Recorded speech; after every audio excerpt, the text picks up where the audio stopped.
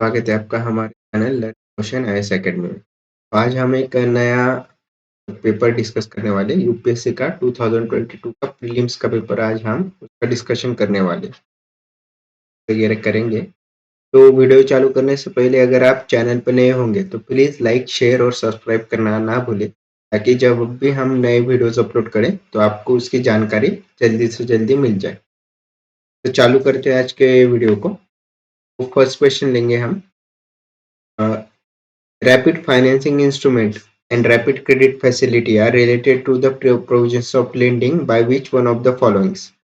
तो ये जो रैपिड फाइनेंसिंग इंस्ट्रूमेंट था ये आईएमएफ का इंस्ट्रूमेंट है। तो क्या होता है कि जैसे हमारे इधर जब 1991 के इसमें इकोनॉमिक क्राइसिस हुआ था तो हमने आईएमएफ से लोन लिया था रिस्ट्रक्चरिंग के लिए इकोनॉमी के। उसी तरह से ये rapid financing instrument IMF utilize करते हैं to bail out the countries out of the economic crisis. मतलब उनके जो डिफॉल्ट पेमेंट्स होते हैं उनके इसमें वो उनको देते हैं। जैसे कि ग्रीस था, ग्रीक हो कंट्रीज हो गए थे, वो रिसेंट केसेस में बहुत उनके इकोनॉमिक क्राइसिस थे, तो तब आईएमएफ ने उनको इस रैपिड फाइनेंसिंग इंस्ट्रूमेंट के द्वारा उनको फाइनेंस किया था, उनके इकोनॉमी को संभालने के लिए एक राशि दी थी या फिर उनको कुछ पर्टिकुलर एक सपोर्ट किया था। तो ये actually utilize by the IMF. इसका करेक्ट आंसर है फर्स्ट का बी। नेक्स्ट है, with reference to the Indian economy, consider the following statement. As increase in nominal effective exchange rate indicates the appreciation of the rupee. तो ये बराबर है। नीर करके एक टर्मिनोलॉजी है जो इन्फ्लेशन से रिलेटेड है, जिसमें हम एक नॉमिनल इफेक्टिव एक्सचेंज रेट रहता है जो कि दूसरे करेंसी जो कंट्रीज के रहते उसके अकॉर्डिंगली हमारे देश की करेंसी कैसे परफॉर्म कर रही है। उनके इसमें हमारी करेंसी वीक है, स्ट्रॉन्ग है, तो इसको हम उसके द्वारा जांचते हैं, उसके कंपैरिजन करते हैं। तो इसके लिए ये बहुत इंपॉर्टेंट फैक्टर रहता है, नीड जिसको बोलते हैं। तो ये बराबर है। इस पे हम एप्रिसिएशन ऑफ रुपये हो रहा है, डिप्रिसिएशन ऑफ रुपये हो रहा है। जैसे कि हमारा रुपया और डॉलर के कंपैरिजन में अभी रुपया डिप्रिशिएट हो रहा है, मतलब उसका वैल्यू कम कम होते जा रहा है। मतलब पहले $1 के लिए 50 रुपए लगते थे, अभी सिमिलरली $1 के लिए हमें अराउंड 85 रुपीज पे करने पड़ रहे हैं। इसको बोलते हैं हमारी करेंसी डिप्रिशिएट हुई।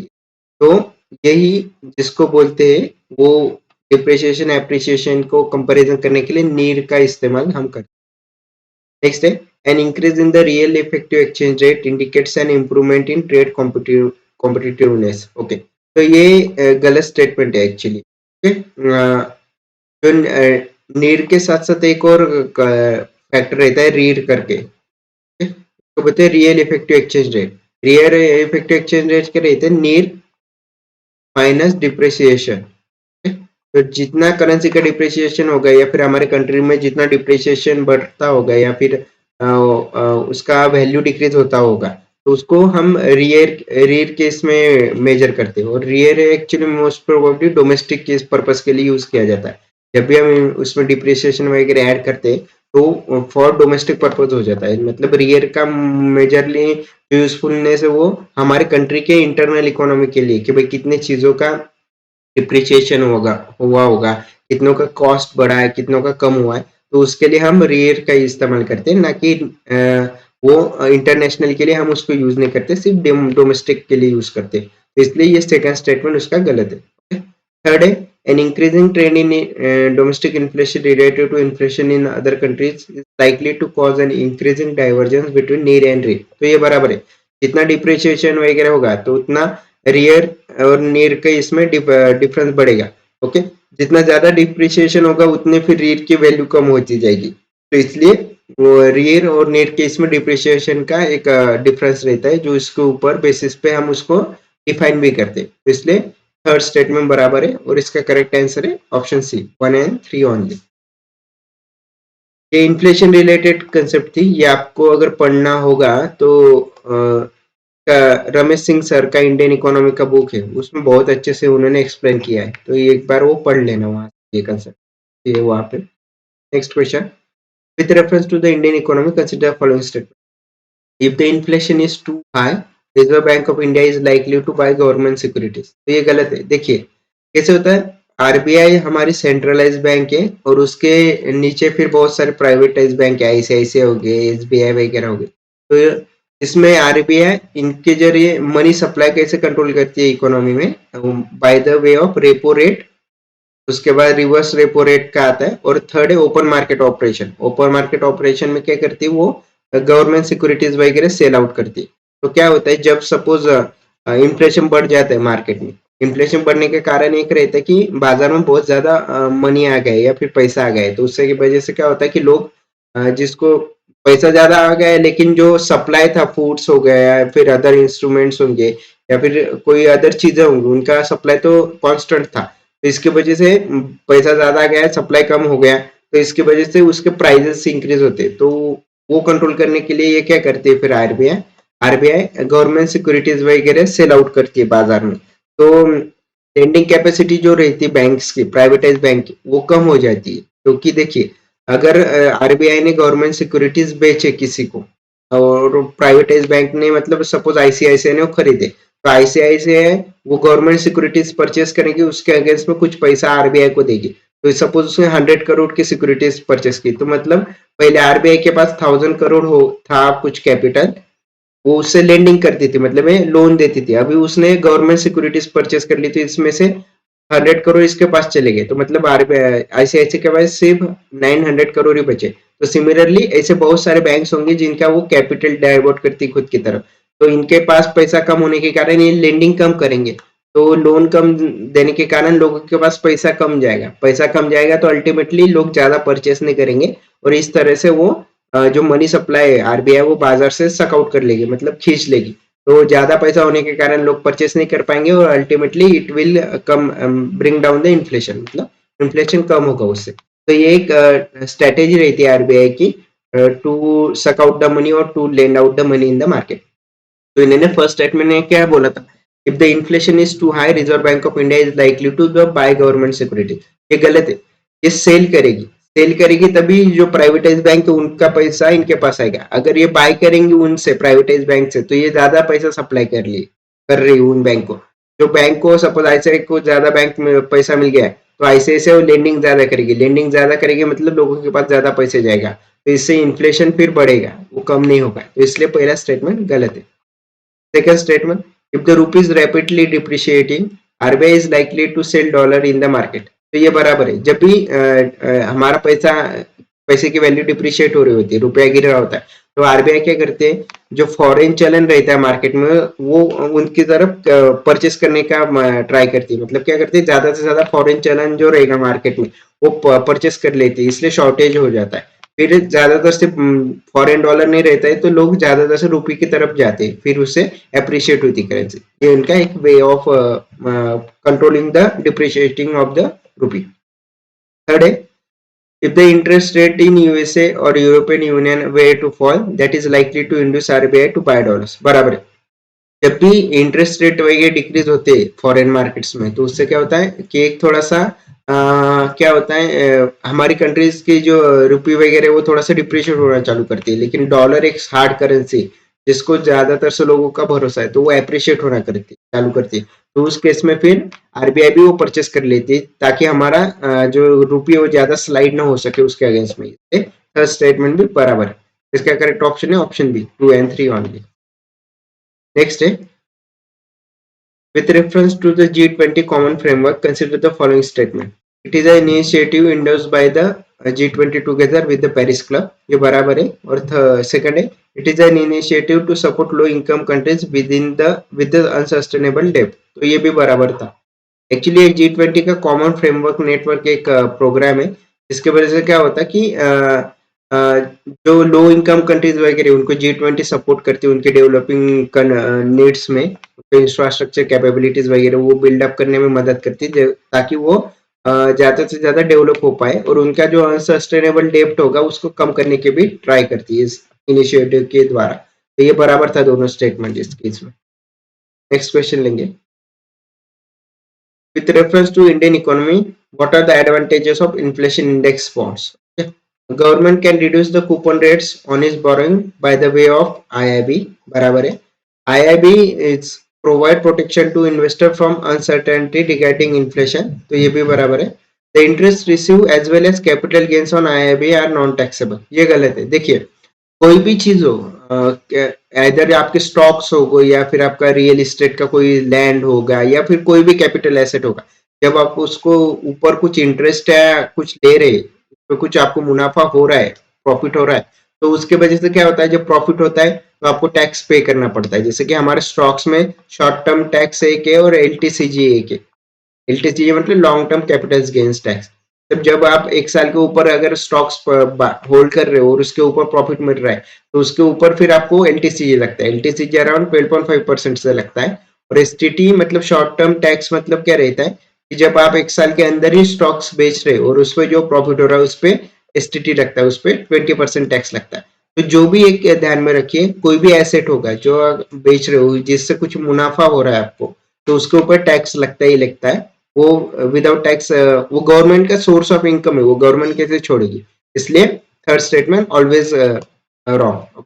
इसका करेक्ट आंसर है 1 and 2 ओनली। ऐसा ही क्वेश्चन है एक बार 2022-23 के प्रीलिम्स में आया था, जब उन्होंने बोला था कि इनविट से जो हमें टैक्स वगैरह मिलता है, डिविडेंड वगैरह मिलता है, प्रॉफिट मिलता है, वो टैक्सेबल नहीं रहता है करके। तो नेक्स्ट है with reference to the foreign-owned e-commerce firms operating in India, which of the following statement are correct? They can sell their own goods in addition to offering their platform as a marketplaces. ये गलत है। जो e commerce के नए rules आए थे, rules and regulation, तो उसमें एक पर्टिकुलर रूल था कि भाई कोई भी ई कॉमर्स प्लेटफॉर्म होगा वो खुद का कभी भी इन्वेंट्री वगैरह स्टोर नहीं कर पाएगा। अगर वो करेंगे तो इन्वेंट्री बेस्ड मॉडल पे जाएंगे, ना कि सर्विस बेस्ड मॉडल पे रहेंगे। तो इसलिए ये स्टेटमेंट गलत था। सेकंड था the degree to which they can own big seller on their platform is limited, तो ये भी गलत है। वो जितना चाहे वो बिग जो प्लेटफॉर्म्स होंगे या फिर बिग ओनर्स होंगे उनको अपने प्लेटफॉर्म पे ला सकते हैं। सिर्फ कंडीशन ये था कि वो खुद से कुछ नहीं बेच सकते, वो बाकी के थर्ड पार्टी के थ्रू कुछ भी कर सकते हैं। इसका करेक्ट ऑप्शन था option D, either one not two. Next है which of the following activities constitute real sector in the economy. Real sector क्या रहता है, एक बात बताता हूँ। रियल सेक्टर मतलब जो नेशन बिल्डिंग में काम आता है, जैसे डेवलपमेंट में या कंट्री की डेवलपमेंट में हेल्प करता है। जैसे सपोज कोई ब्रिज बना रहा है, तो ब्रिज बना रहा है मतलब वो कोई इंफ्रास्ट्रक्चर पे कैपिटल इन्वेस्टमेंट का ब्रिज बना रहा है, मतलब वो किसी के तो भी फैसिलिटी सर्विस के लिए इंपॉर्टेंट रहेगा, ट्रांसपोर्टेशन के लिए उसका इस्तेमाल हो सकता है, तो बोलते हैं रियल सेक्टर, जो कि एक एक्चुअल वे में कंट्री को बिल्डअप करने में मदद करता है। ओके, तो इसमें से कौन से रियल सेक्टर वो पूछे। फर्स्ट है फार्मर्स हार्वेस्टिंग देयर क्रॉप, ये बराबर है। जो किसान वगैरह खेती करते हैं उससे जो फसल वगैरह निकलती है उसको जीडीपी में बहुत बड़ा कंट्रीब्यूशन रहता है। वो फसल हम यूटिलाइज करते हैं, बाकी के लोगों को काम में आती है, जिससे पेट भरता है उनका, तो इसलिए ये स्टेटमेंट बराबर था। सेकंड है textile mills converting raw cotton into fabrics, तो ये भी बराबर है। रॉ कॉटन इनटू फैब्रिक्स मतलब क्या होता है, मैन्युफैक्चरिंग इंडस्ट्री हो गया। देखिए फर्स्ट एग्रीकल्चर और प्राइमरी सेक्टर में आता है, मैन्युफैक्चरिंग सेकेंडरी सेक्टर में आता है। तो जो सेकेंडरी सेक्टर में एक्टिविटीज मोस्ट लेबर इंटेंसिव है, तो क्या होता है, टेक्सटाइल मिल हो गया, मैन्युफैक्चरिंग सेक्टर हो गया, अदर इंडस्ट्रीज हो गया, तो इसमें लेबर ज्यादा यूटिलाइज किए जाते हैं। तो लेबर ज्यादा यूटिलाइज हो रहे हैं मतलब उनको एम्प्लॉयमेंट जनरेशन हो रहा है, एम्प्लॉयमेंट जनरेशन हो रहा है, तो उसकी वजह से क्या होता है, फिर ज्यादा से ज्यादा लोगों को एक उनका लिविंग स्टैंडर्ड बढ़ता है। इसलिए सेकंड स्टेटमेंट भी बराबर था। थर्ड था commercial bank lending money to a trading company, तो ये गलत था। और लास्ट था the corporate body issuing rupee denominated bond overseas, तो ये भी गलत था। देखिए ये जो थर्ड और फोर्थ दिए ये मोस्ट प्रोबेबली सर्विस सेक्टर के पार्ट आते हैं। इसमें ये जो फॉरेन फोर्थ था corporate body issuing rupee denominated bond overseas, तो इसमें से हमारे देश को कुछ फायदा नहीं हो रहा है। वो डिनोमिनेटेड बॉन्ड फॉरेन इसमें कंट्रीज में ये कर रहे, तो वहां पे जाके वो उनका बेच रहे, तो उधर के जो इंटेंसिव होगा लेबर्स वगैरह होंगे वो यूटिलाइज करेंगे, उधर के सर्विसेज यूटिलाइज करेंगे, तो डायरेक्टली हमारे देश को उसका कुछ फायदा नहीं होगा और वो रियल सेक्टर में कन्वर्ट नहीं होगा। इसलिए फोर्थ ऑप्शन गलत था। तो अगर आप ये भी एलिमिनेट करते तो इसका करेक्ट ऑप्शन था 1 and 2 only. Similarly commercial bank lending money to a trading company, trading company क्या करती है, फिर ट्रेड कर रहे भाई, सर्विस सेक्टर में आता है अल्टीमेटली। जो लेबर लेबर इंटेंसिव इतना है नहीं, वो सर्विसेज ऑनलाइन भी प्रोवाइड कर रही है, तो इसकी वजह से वो इतना कुछ नेशन बिल्डिंग में काम में नहीं आता, तो वो रियल सेक्टर नहीं है। नेक्स्ट है which of the following situation best reflects the indirect transfers often talk about the in media recently with reference to the India. Okay, indirect transfers क्या होता है, मतलब जो पेंशन्स वगैरह हो गया, फिर या जो प्रॉफिट्स वगैरह हो गए, जिसको हम इनडायरेक्ट ट्रांसफर्स बोलते हैं। मतलब वो कुछ इतना वो बर्डन रहता है ऑन द गवर्नमेंट पे, एक बर्डन रहता है कि वो सप्लाई करना पड़ता है, जिससे लेकिन उससे कुछ रियल सेक्टर में या रियल इकोनॉमी में कुछ इसका इम्पैक्ट नहीं होता, उसे एक बर्डन लाइबिलिटी रहती है ऑन द गवर्नमेंट। ओके, इसलिए इनडायरेक्ट ट्रांसफर का वो एक डेफिनेशन है। इसका करेक्ट ऑप्शन था option D. A foreign company transport shares, such shares derive their substantial value from assets located in India. तो जैसे मैंने बोला स्टॉक मार्केट वगैरह हो गए सर्विस सेक्टर के, तो ये फॉरेन कंपनी जब इन्वेस्ट कर रही है, शेयर सेल आउट कर रही है, तो उसका कुछ पैसा मिलेगा, वो पैसा अल्टीमेटली फॉरेन कंट्रीज में जाएगा जो कि इंडिया में नहीं रहेगा, तो फिर उससे उसको कुछ बेनिफिट नहीं होने वाला है इंडिया को। इसलिए इसका करेक्ट ऑप्शन था ऑप्शन डी। नेक्स्ट है, with reference to the expenditure made by an organization or a company, which of the following statement are correct? Acquiring new technology is capital expenditure, ये बराबर है।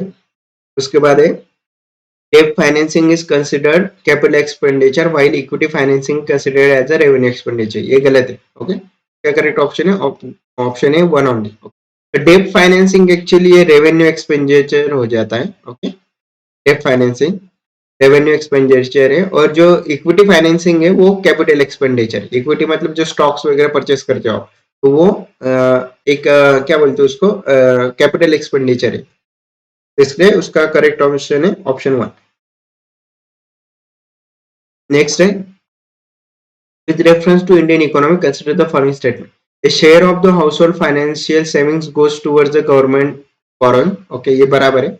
और second है, dated securities issued and market related rates in auction form large component of the internet debt. ये भी बराबर है।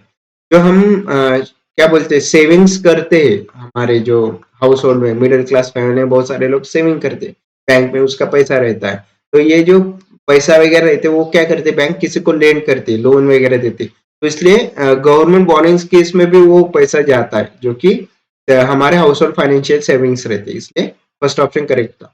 तो 10th का करेक्ट आंसर था बोथ 1 and 2। और सेकंड था dated securities issued and market related trades in options form a large component of the internet day.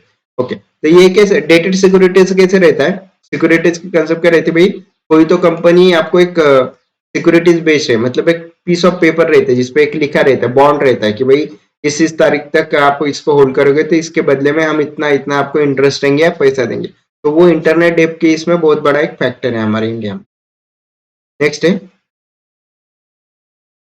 consider the following statement. Pursuant to a report of H.N. Sanel Committee, thus Contempt of Courts Act 1971 was passed. ये बराबर था। तो ये देखिए, मैं इसमें elimination technique आपको कैसे लगाना है वो बता देता हूँ। मुझे भी एक्चुअली जब मैंने पेपर अटेम्प्ट किया था मुझे भी इसका ऑप्शन नहीं पता था स्टिल, लेकिन मैंने इसको करेक्टली सॉल्व किया था। तो इसका थर्ड स्टेटमेंट देखिए, the Constitution of India defines civil contempt and criminal contempt. Okay, तो कॉन्स्टिट्यूशन ऑफ इंडिया में कंटेम्प्ट ऑफ ये कभी कोई कहीं पे डिफाइन नहीं किया। आपने जितने आर्टिकल्स वगैरह पढ़े होंगे अभी तक इंडियन पॉलिटी में, वहां पे कहीं पे भी मेंशन नहीं है particularly contempt of the court, और उसमें भी कंटेम्प्ट ऑफ कोर्ट कहीं पे तो भी मेंशन होगा, लेकिन उसमें सब डिवाइडेशन होगा, ऐसे क्रिमिनल कंटेम्प्ट अलग, सिविल कंटेम्प्ट अलग। तो उस टाइम में ऐसा कुछ कहीं पे डिफाइन नहीं है हमारे इंडियन कॉन्स्टिट्यूशन में। तो ये अगर आप इसको भी देख ले तो इसको भी एलिमिनेट कर पाते, अगर तीन भी एलिमिनेट करते तो 50-50% चांस था। और लास्ट का था, in India the parliament is vested with the powers to make laws on contempt of the court. देखिए, parliament is the ultimate law making body in our India. तो पार्लियामेंट के इसमें रहता है कि लॉज मेक बनाना, तो कंटेम्प्ट ऑफ कोर्ट वगैरह उस पर वो लॉज बना सकती है, कितना अथॉरिटी देना, कितना जुरिस्डिक्शन देना, वो सब कर सकती है। हाँ, अगर वो लॉ कुछ कॉन्स्टिट्यूशनल इसको वैलिडेट नहीं कर रहा है, उसको वायलेट कर रहा है, तो फिर सुप्रीम कोर्ट वगैरह वो स्टक डाउन कर सकती है, लेकिन लॉ बना सकती है पार्लियामेंट, वो उसका बेसिक राइट है लॉ पार्लियामेंट का। तो इसलिए फोर्थ स्टेटमेंट बराबर था। तो अगर आप इसमें से ये भी कर लेते तो आपका आंसर आ जाता 1, 2 and 4। नेक्स्ट है, with reference to India, consider the following statement. Government law officers and legal firms are recognized as advocates, but corporate lawyers and patent attorneys are excluded from recognition as advocates. तो ये गलत था। देखिए, जो government law officers legal firms वगैरह रहते हैं उनको एडवोकेट्स बोला जाता है, कॉर्पोरेट लॉयर्स रहते हैं उनको भी एडवोकेट्स बोला जाता है, वो भी रहते हैं, लेकिन जो पेटेंट अटॉर्नीज वगैरह होते हैं सॉरी, कॉर्पोरेट लॉयर्स को हम एडवोकेट्स की डेफिनेशन में नहीं लाते, वो नहीं रहते, लेकिन जो पेटेंट अटर्नीज रहते हैं उनको हम एडवोकेट्स की डेफिनेशन में लाते हैं। ओके, पेटेंट अटर्नी, पेटेंट देना मतलब एक्चुअली गवर्नमेंट का ही काम रहता है, इसलिए मोस्टली जो देते हैं वो फिर लॉयर के इसमें डेफिनेशन में आते हैं। ओके, इसलिए स्टेटमेंट 1 गलत था। Statement 2, bar council have the power to lay down the rules relating to the legal education and recognition of law colleges. तो ये बराबर था। बार काउंसिल एक्चुअली उसका सिलेबस वगैरह डिफाइन कर सकती है, लीगल जो उनको क्वालिफिकेशन वगैरह चाहिए वो भी वो डिसाइड कर सकती है। स्टेटमेंट 2 ऑप्शन 2 बराबर था। नेक्स्ट है, consider the following statements. A bill amending the constitution require prior recommendation of the president of India. तो ये गलत है, ऐसा कुछ नहीं रहता। देखिए, कॉन्स्टिट्यूशनल अमेंडमेंट बिल ये जो प्राइवेट मेंबर रहता है वो भी प्रेजेंट कर सकता है। प्राइवेट मेंबर मतलब जो कि गवर्नमेंट में नहीं है, अपोजिशन का भी कोई मेंबर होगा तो वो भी कॉन्स्टिट्यूशनल अमेंडमेंट बिल प्रेजेंट कर सकता है, लेकिन वो कॉन्स्टिट्यूशनल अमेंडमेंट बिल पास होना चाहिए 2/3 मेजोरिटी से, लोकसभा में भी और राज्यसभा में भी। तो इसलिए वो फिर ऐसा नहीं रहता कि with prior permission of president ही उसको वो सबमिट करेगा लोकसभा में, तो ऐसा कुछ नहीं रहता। उसके लिए प्रेसिडेंट की कोई अथॉरिटी या प्रीवियस परमिशन नहीं लगती। हाँ, प्रेसिडेंट की प्रीवियस परमिशन किस चीजों में लगती है, जब कोई मनी बिल होगा, कोई बिल मनी बिल है तो उसको लिए फिर प्रेसिडेंट की परमिशन लगती है प्रीवियस। सेकेंड थिंग, अगर कोई जो स्टेट्स की बाउंड्रीज वगैरह चेंज करनी है, उसका कॉन्ट्राडिक्शन बढ़ाना है या फिर उसको कम करना होगा, तो उसके लिए भी स्टेट की भी और प्रेसिडेंट की प्रायर परमिशन लगती है। तो ये दो केसेस में प्रेसिडेंट की प्रायर परमिशन लगती है, इसलिए स्टेटमेंट 1 गलत था। अगर ये आप भी एलिमेंट भी कर देते 1 तो भी आपका आंसर आ जाता था 2 एंड 3। Second statement है, when constitution amendment bill is presented to the president of India, it is obligatory for the president of India to give his her assent. तो 24th constitutional amendment से ये provision लाया गया था कि जब भी कॉन्स्टिट्यूशनल अमेंडमेंट बिल प्रेजेंट किया जाएगा उसको प्रेसिडेंट को उसको परमिशन देनी ही पड़ेगी, इसलिए ये बराबर था। थर्ड है, a constitutional amendment bill must be passed by both Lok Sabha and Rajya Sabha by special majority. There is no provision for joint sitting. तो ये बराबर है। जॉइंट सिटिंग सिर्फ जो ऑर्डिनरी बिल वगैरह होता है तो उसके ही केस में होता है, ना कि मनी बिल केस में भी जॉइंट सिटिंग नहीं होती है। कॉन्स्टिट्यूशनल अमेंडमेंट बिल के भी इसमें भी जॉइंट सिटिंग की कोई प्रोविजन नहीं, इसलिए ऑप्शन भी बराबर था। जॉइंट सिटिंग की प्रोविजन हमारे इसमें अराउंड आर्टिकल 108 से आती है, ये ध्यान में रखें। नेक्स्ट है, consider the following statements. The Constitution of India classifies the minister into 4 ranks. Okay? Cabinet minister, minister of state, independent charge. तो ये गलत है। Minister with the independent charge ये कहीं पे भी मेंशन नहीं किया है। 3 कैटेगरीज मेंशन की है हमारे। अगर आपने पॉलिटिकल लक्ष्मीकांत सर का जो बुक है उसमें अगर पढ़ा होगा पार्लियामेंट चैप्टर, तो उसमें ये दिया है कैबिनेट मिनिस्टर के एक first category, second minister of state की कैटेगरी और थर्ड है डेप्यूटी मिनिस्टर की एक कैटेगरी, ना कि independent charge minister with the independent charge ऐसा कहीं पे भी मेंशन नहीं किए गए। सेकंड है, the total number of ministers in the union government including the prime minister shall not exceed 15% of the total number of members in the Lok Sabha. तो ये बराबर, ये प्रोविजन लाया गया था 91st कॉन्स्टिट्यूशनल अमेंडमेंट एक्ट से। तो 15% जो काउंसिल ऑफ मिनिस्टर्स हम बोलते हैं उसमें 15% से ज्यादा लोकसभा के जितने मेंबर है उसके मतलब अभी अराउंड हमारे इसमें 550 है, तो 550 के 15% जो होंगे तो उससे ज्यादा उसमें मेंबर नहीं रहेंगे। ओके, तो इसलिए इसका करेक्ट है ऑप्शन 2। नेक्स्ट है, which of the following is an exclusive powers of the Lok Sabha? To ratify the declaration of emergency, ये गलत है। ratify the declaration of emergency इसमें क्या होता है कि ये सिर्फ लोकसभा प्लस राज्यसभा दोनों करते हैं, ना कि सिर्फ लोकसभा का, एक्सक्लूसिव पावर नहीं उसका। सेकंड है, to pass a motion of confidence, no confidence against the council of minister, तो ये बराबर है। जब भी मोशन नो कॉन्फिडेंस रहता है, मोशन ऑफ नो कॉन्फिडेंस किसी भी मेंबर्स के अगेंस्ट में पास करना होता है, तो सब वो लोकसभा का एक्सक्लूसिव पावर है। अगर उन्होंने पास कर दिया तो फिर राज्यसभा एक सिर्फ एक ऑर्डिनरी या फिर उसका क्या बोलते हैं एक प्रोविजनल रहता है उसका कि भाई देना है नहीं देना, बाकी उसका कुछ मैटर नहीं करता इतना, तो इसलिए सेकंड स्टेटमेंट बराबर था। ओके, और third, to impeach the president of India, तो ये भी गलत है। इसमें क्या होता है, इम्पीचमेंट के लिए 2/3 मेजोरिटी लगती है। लोकसभा में बिल प्रेजेंट किया जाता है, फिर वो उसको पास करते 2/3 से, फिर सेम बिल जाता है राज्यसभा में, फिर वो डिस्कस करते, वो अगर 2/3 से पास हुआ तो फिर उसके बाद दोनों के इस पे मर्ज होने के बाद फिर एक प्रेसिडेंट को इम्पीच किया जाता है। तो इसलिए थर्ड गलत था, इसलिए इसका ऑप्शन है option two, B only, two only, sorry. Next है, with reference to the anti-defection law in India, consider the following statement. The law specifies that a nominated legislator cannot join up any political party within 6 months of being appointed to house. ये गलत है। Actually, after 6 months nominated member होगा तो after 6 months वो कोई भी political party join नहीं कर पाएगा, विद इन 6 मंथ्स वो कोई भी ज्वाइन कर सकता है। ये गलत था। उसके बाद है, the law does not provide any time frame within which the presiding officer has to decide the defection case. तो ये बराबर है थोड़ा सा देखा जाए तो, क्योंकि ये मोस्टली डिस्कस किया जाता है लोकसभा के जो प्रेसिडेंट रहते चेयरपर्सन उनसे, और उनके इसमें उन डिसीजन फाइनल रहता है मोस्ट प्रोबेबली, जुडिशियल रिव्यू के इसमें भी नहीं आता है वो, तो इसलिए इसका करेक्ट ऑप्शन था option B, two only. Next question 17, consider the following agreements statements. Attorney General of India and Solicitor General of India are the only office of the government who are allowed to participate in the meetings of the Parliament of India. ये गलत है। देखिए constitution में सिर्फ attorney General of India दिया गया है, वहां पे कहीं पे भी सोलिसिटर जनरल ऑफ इंडिया का कोई मेंशन नहीं है, इसलिए अटॉर्नी जनरल ऑफ इंडिया सिर्फ पार्टिसिपेट कर सकते हैं, सोलिसिटर जनरल नहीं। नेक्स्ट है, according to the Constitution of India, the Attorney General of India submits his resignation when the government which appointed him resigns. तो ये भी ऐसा कोई कॉन्स्टिट्यूशन में कहीं पे भी मेंशन नहीं है, और ये कोई प्रीवियस नॉर्म भी नहीं है। जो अगर कोई सपोज रूलिंग पार्टी वो आउट ऑफ द पावर चली जाती और जो नई पार्टी आती तो वो उस पर डिपेंड करता है कि उसको रखना है निकालना, तो इसलिए उसका कुछ ये नहीं उसमें, और मोस्टली वो प्रेसिडेंट के इस पर डिसाइड होता है। प्रेसिडेंट अगर रूलिंग पार्टी हार गई, दूसरी पार्टी आई और वो दूसरी पार्टी पूरे प्रेसिडेंट को इसको निकाला तो फिर निकालेंगे, अदरवाइज उतना कुछ ऐसा कुछ नहीं रहता, इसलिए ऑप्शन टू गलत है। अटॉर्नी जनरल आर्टिकल 76 में मेंशन किया है हमारे इंडियन कॉन्स्टिट्यूशन को, ध्यान में रखना।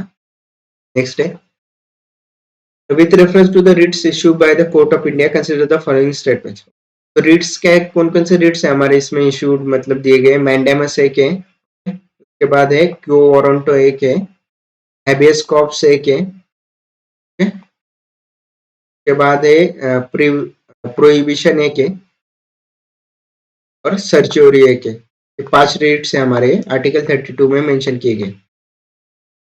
नेक्स्ट है, स्टेटमेंट लेते हैं, mandamus will not lie against the private organisation unless it is interested with the public duty. ये बराबर है।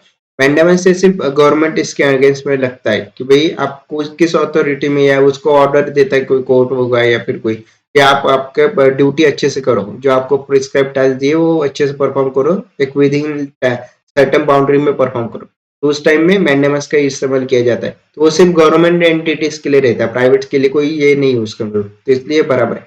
सेकंड है, mandamus will not lie against a company even though it may be government company. ये गलत है। अगर वो company government company तो उसके अगेंस्ट में मैंडेमस लगेगा, वो गलत है सेकंड ऑप्शन। तो सेकंड भी एलिमिनेट करते तो हमारा आंसर आ जाता था। करेक्ट है option C, 1 and 3 on. Next है, any public mandate person can be petitioner to move to court of to obtain writ of quo warrant। ये बराबर, क्यू वारंट हो ये एक ऐसा रिट है जिसके अंदर में आप किस वारंट के अंदर या किस अथॉरिटी के अंदर कोई पब्लिक ऑफिस में एक बैठे हो या फिर उसका इस्तेमाल कर रहे हो, ऐसा पूछने का ऑर्डर निकालते को under this writ Q warrant की। नेक्स्ट है, with reference to the Ayushman Bharat Digital Mission, consider the following statements. The private and public hospital must adopt it. ये गलत है। देखिए कोई भी पब्लिक पॉलिसी आती है तो वो किसी पे एनफोर्सेबल नहीं रहती, उसमें चॉइसेस रहती है, आपको वेदर आपको एक्सेप्ट करना है तो कर सकते हैं या फिर नहीं भी कर सकते। ऐसे जब भी स्टेटमेंट आते हैं जहाँ पे एनफोर्समेंट रहता है, एक्सटेंसिव स्टेटमेंट, एक्सक्लूसिव रहता है, वो स्टेटमेंट गलत रहता है। फर्स्ट ऑप्शन गलत है। अगर हम फर्स्ट भी एलिमिनेट करते तो भी हमारा आंसर आ जाता था 3 ओनली। नेक्स्ट है, with reference to Deputy Speaker of Lok Sabha, consider the following statements. As per the rules of procedure conduct of business in Lok Sabha, the election of Deputy Speaker shall be held on such date as Speaker may fix. ये statement बराबर। Speaker actually deputy speaker का जो date है उसके election के date fix करता है। Next है, there is a mandatory provision that the election of candidate as a deputy speaker of Lok Sabha shall be from either principal opposition party or ruling party. तो देखिए ऐसा कोई भी mandatory provision नहीं था, कॉन्स्टिट्यूशन में भी नहीं मेंशन हुआ है। ये सिर्फ एक कन्वेंशनल नॉर्म है। 1976 के बाद 66 के बाद ये आया था, जब स्पीकर एक रूलिंग पार्टी से होगा और जो डेप्यूटी स्पीकर होगा वो अपोजिशन पार्टी से होगा। ऐसा एक नॉर्म नॉर्म आया था उस टाइम। थोड़ा सा एक प्रोविजन बोल सकते हैं या कंसेंसस था उसके भी, इसलिए सेकंड स्टेटमेंट गलत है। दो भी एलिमेंट करते तो 4 था और एक 3 था हमारे पास, उसमें भी आ जाता क्योंकि फर्स्ट स्टेटमेंट बराबर था हमारे पास, तो इसलिए इसका करेक्ट आंसर था 1 एंड 3 ओनली। तो भी बाकी के स्टेटमेंट देख लेते एक बार। Third is the deputy speaker has the same power as the speaker when presiding over the sitting of house and no appeal lies against his ruling। तो ये बराबर है। जब भी डेप्यूटी स्पीकर स्पीकर की जगह पे आता है तो उसको सब उसके ऑथोरिटीज और राइट्स मिलते हैं, तो एग्जैक्ट हिज राइट्स वगैरह, इसलिए स्टेटमेंट 3 बराबर था। फोर्थ है the well established parliamentary practice regarding the opposition of deputy speaker is that motion is moved by the speaker and duly seconded by the prime minister। तो ये देखिए ये गलत था, duly seconded by the prime minister नहीं रहता, president वगैरह रहता है, या फिर डेप्यूटी स्पीकर होगा या फिर अदर कोई मेंबर होगा, तो प्राइम मिनिस्टर उसको सपोर्ट नहीं करता है, ये गलत था। नेक्स्ट क्वेश्चन लेंगे। Among the following crops, which one is the most important anthropogenic source of both methane and nitrogen oxide? तो इसका करेक्ट था राइस।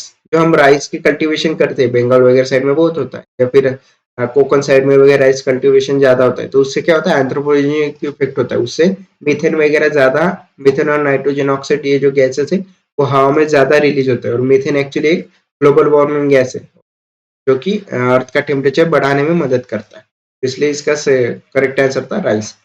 नेक्स्ट है system of rice intensification of cultivation in which alternate wetting and drying of rice fields practice result in okay, reduce and seed requirement बराबर है। Second है reduce methane production, तो ये भी बराबर है। और थर्ड है reduce electricity consumption, ये भी बराबर। इसका करेक्ट ऑप्शन था 1, 2 and 3। नेक्स्ट है which of the following lakes of the West Africa has become dry and turned into a desert? तो इसका करेक्ट आंसर था लेक फैगुबाइन। लेक करके एक लेक है एक वेस्ट अफ्रीका में, तो इसमें क्या हुआ था, बहुत क्लाइमेट चेंज वगैरह होने के कारण और टेम्परेचर बढ़ने के कारण वो सूख गया और वो ड्राई हो गया, वो बहुत टर्न इनटू डेजर्ट, डेजर्ट में बदल गया वो, और ये काफी न्यूज में भी था उस टाइम पे। नेक्स्ट है Gandikota canyon of south India was created by which one of the following rivers? तो गंडीकोटा कैनियन ये एक्चुअली साउथ इंडिया के इसमें पार्ट में आता है जो कि पेन्ना रिवर से बना है। पेन्ना रिवर्स का जो कटिंग है वो बहुत ज्यादा है, उसका फ्लो भी ज्यादा है, तो वो कट करती जाती है और कैनियन बना है वहां, तो इसका करेक्ट आंसर था पेन्ना रिवर। नेक्स्ट है consider the following pairs, peak दिए और माउंटेन दिए, okay which of the following are correctly match? Okay first है नामचा बरवा, गढ़वाल हिल्स, तो ये देखिए गढ़वाल हिमालय वगैरह ये उत्तराखंड वगैरह साइड में आते हैं, तो इसलिए ये गलत था, और नामचा बरवा ये आसाम साइड में आता है, यहाँ से ही ऐसा पीक है जहाँ से ब्रह्मपुत्र रिवर हमारे इंडिया में एंट्री करती है, इसलिए ये गलत था। ईस्टर्न मोस्ट पीक बोल सकते हैं इसको नामचा बरवा, तो ये गलत था। फर्स्ट भी एलिमेंट करते हैं 2 एंड 3 रहता। सेकंड है नंदा देवी कुमाऊं हिमालय, ये बराबर था। और थर्ड है नोकरेक सिक्किम हिमालय, नोकरेक एक्चुअली मेघालय में है, तो इसलिए ये गलत था, तो इसका करेक्ट आंसर है ओनली। नेक्स्ट है the term Levant Levant often heard in news रफली correspond to which of the following regions? तो लेवेंट करके एक टर्म थी वो रिसेंट न्यूज में थी, वो कि ईस्टर्न मेडिटेरियन शोर्स के अराउंड में जो रहते रीजन्स रहते उसको लेवेंट बोलते हैं, ओके, तो ये काफी न्यूज में था उस टाइम पे, इसलिए इसका करेक्ट आंसर ऑप्शन है 27 लेंगे। Consider the following countries: Azerbaijan, Kyrgyzstan, Tajikistan, Turkmenistan, and Uzbekistan. Okay, so which of the following have borders with the Afghanistan? Afghanistan जो अभी देखिए हमारा ऐसा इंडिया का है, यहाँ पे हमारा पाकिस्तान आता है और यहाँ पे अफगानिस्तान का है, जहाँ पे कश्मीर की थोड़ा सा हिस्सा है अफगानिस्तान से भी अटैच है हमारा। तो अफगानिस्तान को कौन कौन से कंट्रीज की बॉर्डर लगती है? तो उसका है ताजिकिस्तान, तुर्कमेनिस्तान और उज्बेकिस्तान की लगती है, यहाँ पे यही तीनों कंट्री। ये जो अजरबैजान किर्गिस्तान वगैरह वो इधर आती है, तो इसलिए इसका करेक्ट ऑप्शन था 3, 4, 5। नेक्स्ट है with reference to India consider the following statement. Monazite is a source of rare earth, ये बराबर है। मोनाजाइट सैंड ये एक्चुअली केरला में बहुत प्रोमिनेंट में पाई जाती है, जिसमें हमारे थोरियम के जो रिजर्व्स वगैरह वो वहां पे मिलते हैं। सेकंड है मोनोजाइट कंसर्न थोरियम, वही स्टेटमेंट बराबर है। थर्ड है monazite occurs naturally in the entire Indian coastal Sands of India. Entire Indian coastal sides पे नहीं मिलता है, कुछ कुछ कोस्टल केरला के इसमें मिलता है, कर्नाटक के इसमें, कुछ इसमें मिलता है, वेस्ट बंगाल के इसमें, तमिलनाडु और उस रीजन में मिलता है। बाकी के पूरे पूरे कोस्टल एरिया में नहीं मिलता, वो इसके स्टेटमेंट थी गलत था। तो फोर्थ है in India government bodies only can process export monetise, ये बराबर है। देखिए जो न्यूक्लियर जो एलिमेंट वगैरह है या फिर मटेरियल है, उस पर प्रॉपरली एक्सक्लूसिव राइट गवर्नमेंट का रहती है, वही प्रोसेस करती है उसको और एक्सपोर्ट भी करते हैं हमारे, इसलिए इसके करेक्ट आंसर था 1 2 4 ऑप्शन बी। नेक्स्ट है in the northern hemisphere the longest day of the year normally occurs in. देखिए नॉर्दर्न हेमिस्फीयर में जो रहता है जिसको हम समर सोलिस्टिस बोलते हैं, 21 जून को होता है। 21 जून में जो रहता है इक्वेटर पे, वो सबसे ज्यादा यहाँ पे सन रहता है, तो यहाँ पे ज्यादा उसका सनराइज वगैरह आता है, उसको उजाला या फिर उसका लॉन्गेस्ट डे भी रहता है। तो वो 21 जून ये देखिए second half the month of June में आता है, करेक्ट ऑप्शन था ऑप्शन बी। नेक्स्ट है consider the following pairs, wetland and location दिया है। ओकेरा वेटलैंड पंजाब, ये गलत है। Hokera wetland actually Jammu and Kashmir में आता है, उधर का एक प्रोमिनेंट लेक है वो। सेकंड है रेणुका वेटलैंड हिमाचल प्रदेश में, ये बराबर है। रुद्र सागर लेक है त्रिपुरा में आता है, ये भी बड़ा है बर है। और सस्तम कोटा लेक तमिलनाडु, ये गलत है। सस्तम कोटा लेक एक्चुअली केरला में आता है, वो एक प्रोमिनेंट वहां का लेक भी है, फ्रेश वाटर लेक बोल सकते हो उसमें, तो इसलिए इसका करेक्ट था option B, only 2 pairs are correct. ऐसे क्वेश्चंस में अगर आपको पता है एक्चुअली तो ही अटेम्प्ट कीजिए, अदरवाइज छोड़ दीजिए वैसे क्वेश्चन। नेक्स्ट है consider the following, Aarogya Setu, CoWIN, DigiLocker और Diksha, which one of the following are built on the open source digital platforms. तो ओपन सोर्स डिजिटल प्लेटफॉर्म क्या होता है कि कोई भी एक्सेस कर सकता है उसको, उसको मॉडिफिकेशन वगैरह थोड़ा सा कर सकता है, इसलिए इसका करेक्ट था ओपन सोर्स, मतलब सब जैसे कोविन ऐप आया था जो कि कोविड के टाइम पे हमने गवर्नमेंट ने निकाला था, उसमें सब रजिस्ट्रेशन कर रहे थे, वैक्सीनेशन का डेट वगैरह डाल रहे थे, इसलिए वो एक ओपन सोर्स डिजिटल प्लेटफॉर्म था जो सब इस्तेमाल कर सकते थे। वैसे डिजी लॉकर भी है, डिजी लॉकर में आप अपने डॉक्यूमेंट्स वगैरह सेव कर सकते हैं, वो पब्लिक है पूरा ओपन सोर्स डिजिटल प्लेटफॉर्म। तो इसका करेक्ट आंसर है ऑप्शन डी 1 2 3 and 4। नेक्स्ट है with reference to web 3.0 consider the following statements. Web 3.0 technology enables peoples to control their own data, ये बराबर है। उसके बाद है in web 3.0 world there can be blockchain based social networks, तो ये भी बराबर है। और थर्ड है web 3.0 is operated by users collectively rather than corporation, तो ये भी बराबर। इसका करेक्ट ऑप्शन था ऑप्शन डी 1 2 and 3। वेब 3.0 क्या है टेक्नोलॉजी जिसमें कि यूजर्स खुद से खुद का डेटा वगैरह उसमें ऐड कर सकते हैं, उसको रिट्रीव कर सकते हैं, ब्लॉकचेन टेक्नोलॉजी वगैरह हो गया, तो उसके साथ वो कंपैरिजन भी कर सकते हैं, उसके साथ डेटा वगैरह प्रोसेस कर सकते हैं। तो ये वेब 3.0 टेक्नोलॉजी इंटरनेट बेस्ड था एक प्रोडक्ट वगैरह, तो उसमें यूजर खुद से ही खुद का डेटा वगैरह फीड कर सकता था, तो ये एक बराबर था, इसलिए इसके तीनों स्टेटमेंट करेक्ट थे। नेक्स्ट क्वेश्चन लेंगे। With reference to the software as a service, consider the following statement. Software as a service क्या रहते हैं कि जिसमें आप एक पर्टिकुलर सॉफ्टवेयर यूटिलाइज करते हैं जिससे आप सर्विस उसका इस्तेमाल करते हैं, जैसे आपके एडटेक प्लेटफॉर्म्स हो गए, जैसे मेरा लर्निंग ओशन का हो गया। लर्निंग ओशन मेरा नाम का एक ऐप भी है, यूट्यूब चैनल भी है, वेबसाइट भी है, तो आप क्या करते हैं उस साइट पे जाते हैं, मेरे ऐप पे आते हो, तो आप उसको डाउनलोड करते हो, वहां पे कोर्सेज होंगे वो कोर्सेज परचेस करते हो, टेस्ट सीरीज होंगे टेस्ट सीरीज परचेस करते हो, तो आप क्या कर रहे हैं एक मेरा ऐप है जो सर्विस में प्रोवाइड कर रहा हूँ, वो आप उसको इस्तेमाल कर रहे हैं थ्रू द सॉफ्टवेयर, उसको बोलते हैं सॉफ्टवेयर एज अ सर्विस। उसका दूसरा एग्जांपल है हमारा जीमेल हो गया, हॉटमेल वगैरह होगा, वो भी हम एक सॉफ्टवेयर एज अ सर्विस का इस्तेमाल करते हैं। तो इसका फर्स्ट स्टेटमेंट है SaaS buyers can customize the user interface and can change data fields, तो ये बराबर है। जैसे कि मेरा यूजर में आप मेरा सॉफ्टवेयर है, तो मैं उसमें जाके फिर कौन से कोर्सेज अपलोड करने, कौन से टेस्ट सीरीज वगैरह अपलोड करने, कुछ चेंजेस करने, लोगो चेंज करना है वगैरह, डेट वगैरह चेंज करनी है, कब मेरा शेड्यूल करना है लाइव क्लास वगैरह, तो वो सब मैं चेंज कर सकता हूँ, तो वो कस्टमाइज कर सकता हूँ।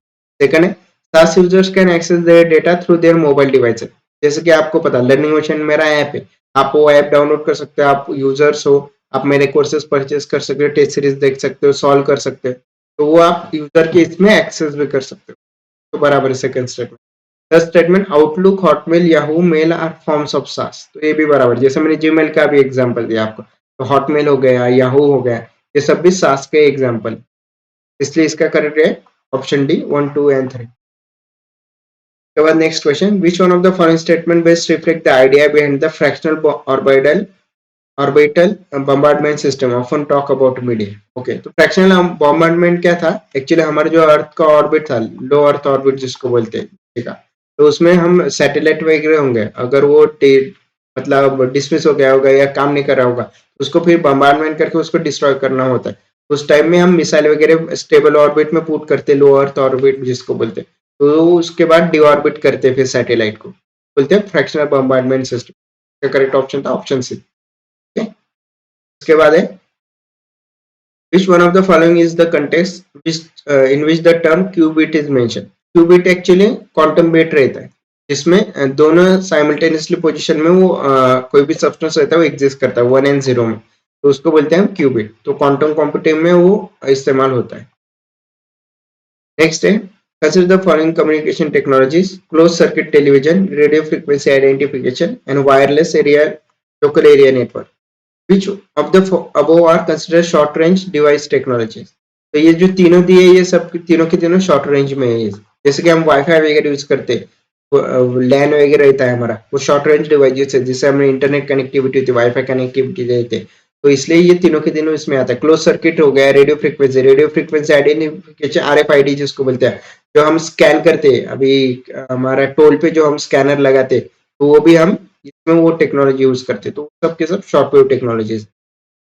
नेक्स्ट है, consider the following statement, biofilm can form A medical implants with in human tissues, बराबर है, biofilms can form on foods and food processing surface, ये भी बराबर है। ओके, थर्ड है, biofilms can exhibit antibiotic resistance, तो ये भी बराबर है। जो बायोफिल्म्स वगैरह एक टेक्नोलॉजी, तो उसमें रेजिस्टेंस वगैरह हम जनरेट करते हैं, मतलब एंटीबायोटिक रेजिस्टेंस वगैरह जो इम्यूनिटी रहती है ह्यूमन बींग्स, वो हम इम्प्रूव करते हैं उस टेक्नोलॉजी से, इसलिए इसका तीनों भी स्टेटमेंट करेक्ट है। इसमें भी ऐसे जब भी एक पॉसिबिलिटी के स्टेटमेंट आते हैं, जैसे कि कैन फॉर्म, कैन परफॉर्म वगैरह, तो मोस्ट प्रोबेबली 90% रहता है कि वो करेक्ट रहते हैं। मैं 100% नहीं बोल रहा हूँ हमेशा ही करेक्ट रहेंगे, ऐसे नहीं बोल रहा हूँ, लेकिन अगर आपको कैलकुलेटेड रिस्क लेना है तो ऐसे ले सकते हो।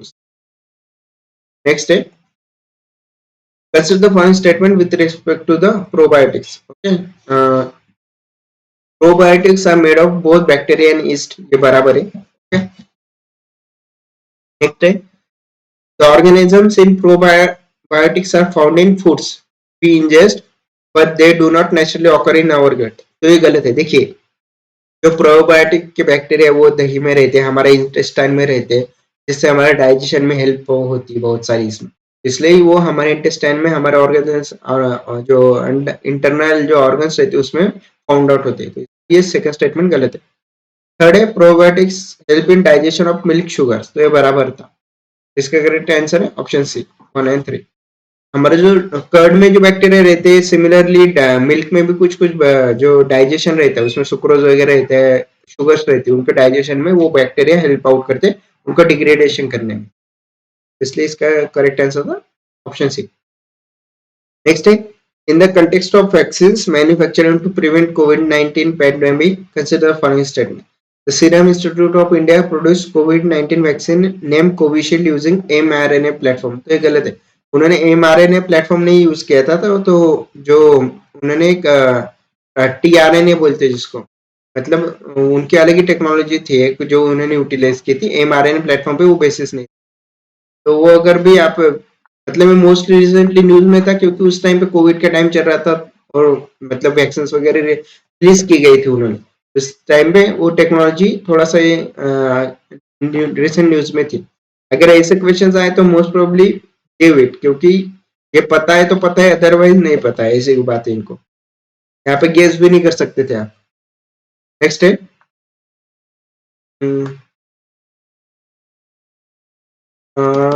हाँ, if a major solar flare reaches the earth, which of the following are the possible effects of the earth।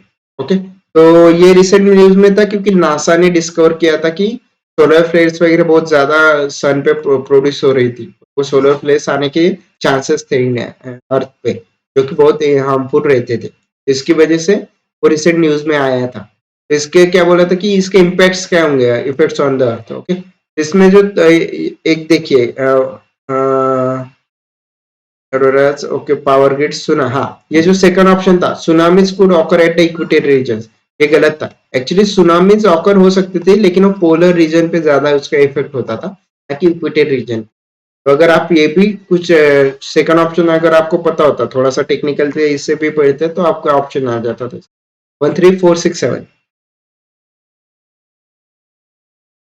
ये जो था 5, forest fire could take place over much of the planet, तो ये भी गलत था। मतलब जहां जहां सोलर फ्लेयर्स आएंगे, मोस्टली पोलर रीजन वगैरह में ज्यादा इफेक्ट करती है, तो वहां पे ज्यादा चांसेस थे। अफ्रीका रीजन में, साउथ अफ्रीका रीजन में जाना आने के चांसेस ज्यादा थे, हमारे इधर पूरे प्लेनेट पर नहीं थे वो, इसलिए 5 भी गलत था। नेक्स्ट है climate action tracker which monitors the emission reduction pledges of different countries इधर।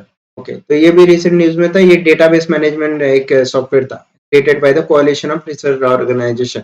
इसे डेटाबेस से क्या होता था कि हर एक क्लाइमेट इस पे एक्टिविटी पे नजर रहती थी, और सारे कंट्रीज को ये ओपन एक्सेस था, तो सारे कंट्रीज देख पाते थे कि कौन से डेवलपिंग इसमें क्या चल रहा है, कौन से क्लाइमेट की सिचुएशन आने वाली, उस तरह से वो उनके फिर एक्शंस ले सकते थे, इसलिए इसको बनाया गया था। नेक्स्ट है consider the following statement: the climate group is an international non-profit organization that drives climate action by building large networks and runs them.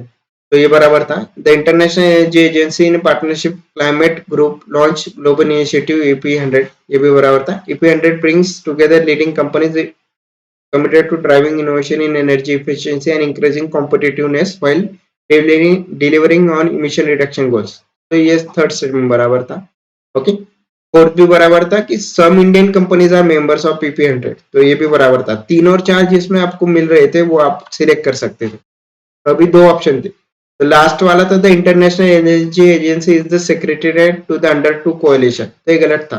देखिए, अंडर टू कोalition का कोई सेक्रेटेरिएट IEA हो सकता है, ऐसा IEA मतलब एनर्जी एजेंसी, वो उसका कोalition करेगा। ये सेक्रेटेरिएट वगैरह वो थोड़ा सा गलत था, उसका कोalition वगैरह उतना सेक्रेटेरिएट अलग ही था वो। हाँ, इंटरनेशनल एनर्जी एजेंसी ने नहीं लिया था, तो इसलिए फिफ्थ स्टेटमेंट गलत था। तो आप इसको भी एलिमिनेट करते तो ऑप्शन था ऑप्शन बी 1, 3 एंड 4। नेक्स्ट है if rainforest and tropical forest are the lungs of the earth, then surely wetland function is as its kidneys.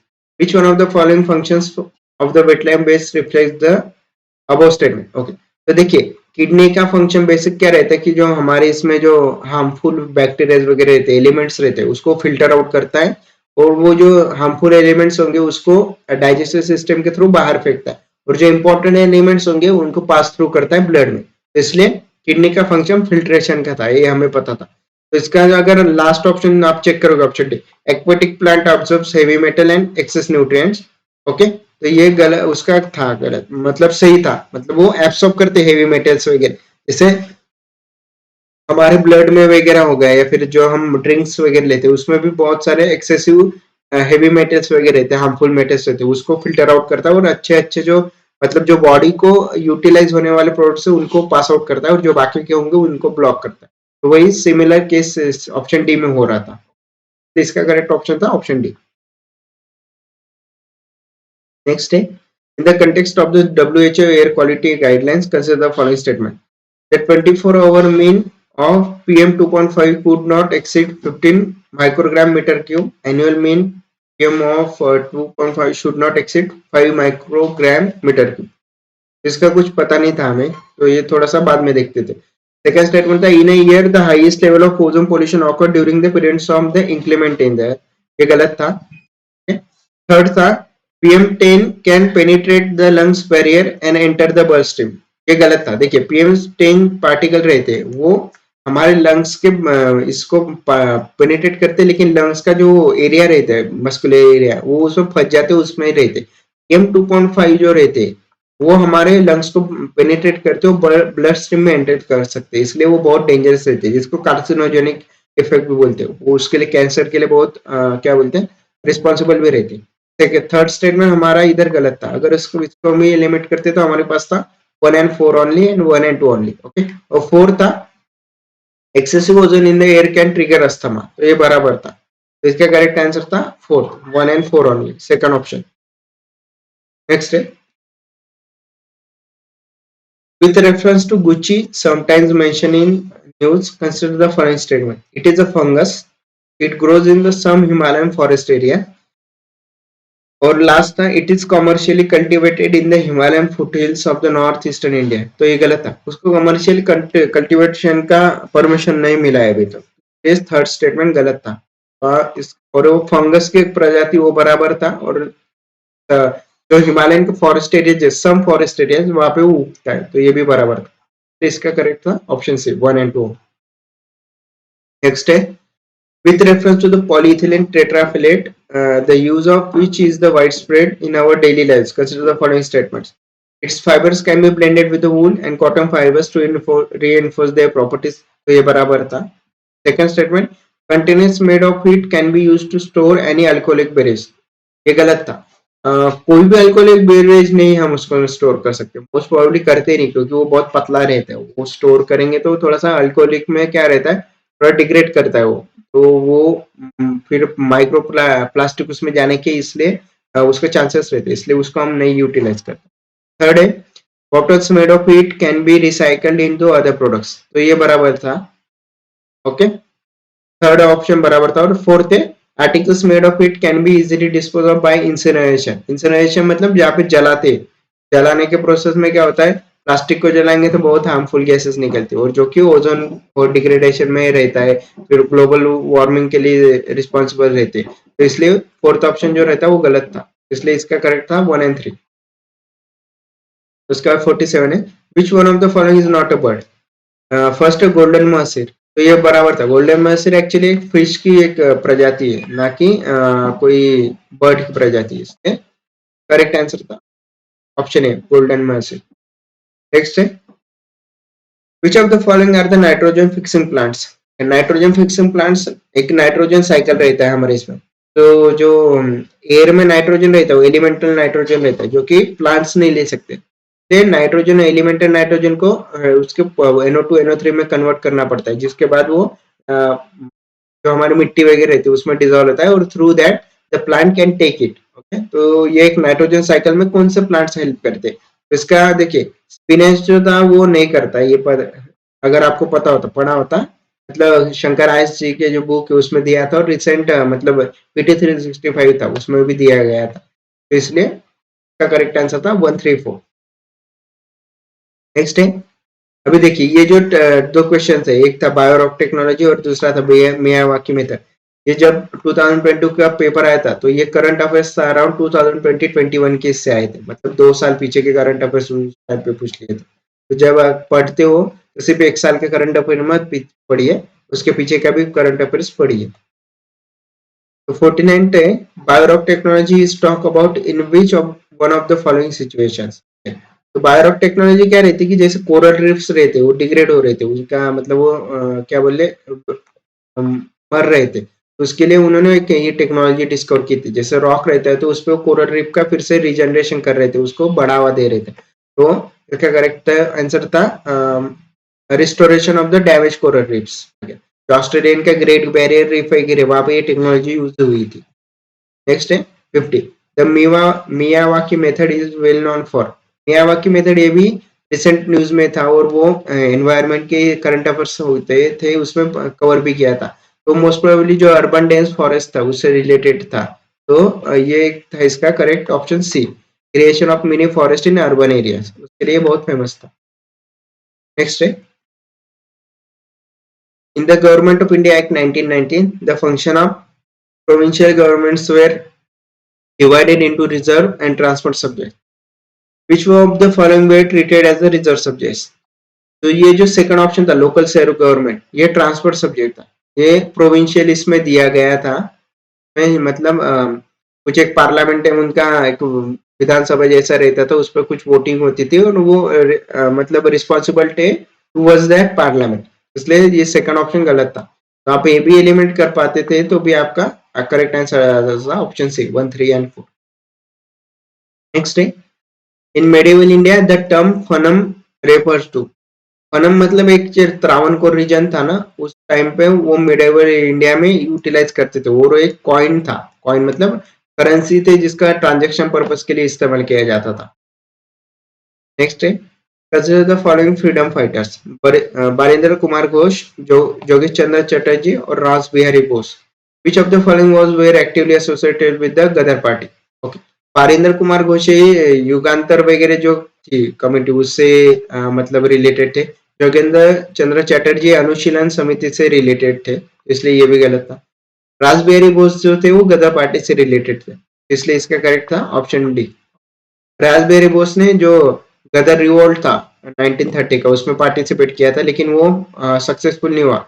उसके बाद फिर वो जापान चले गए और फिर उन्होंने वहां पे जाके जो इंडियन नेशनल आईएनए था उनका फॉर्मेशन में मदद की थी। नेक्स्ट है, with reference to the proposal of peace mission consider the following statement. The Constituent Assembly would have members nominated by the provincial assemblies as well as the princely states. Okay.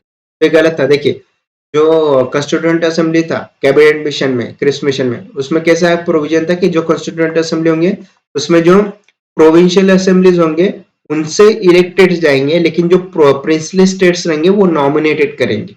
Okay, इसलिए ये first statement गलत था।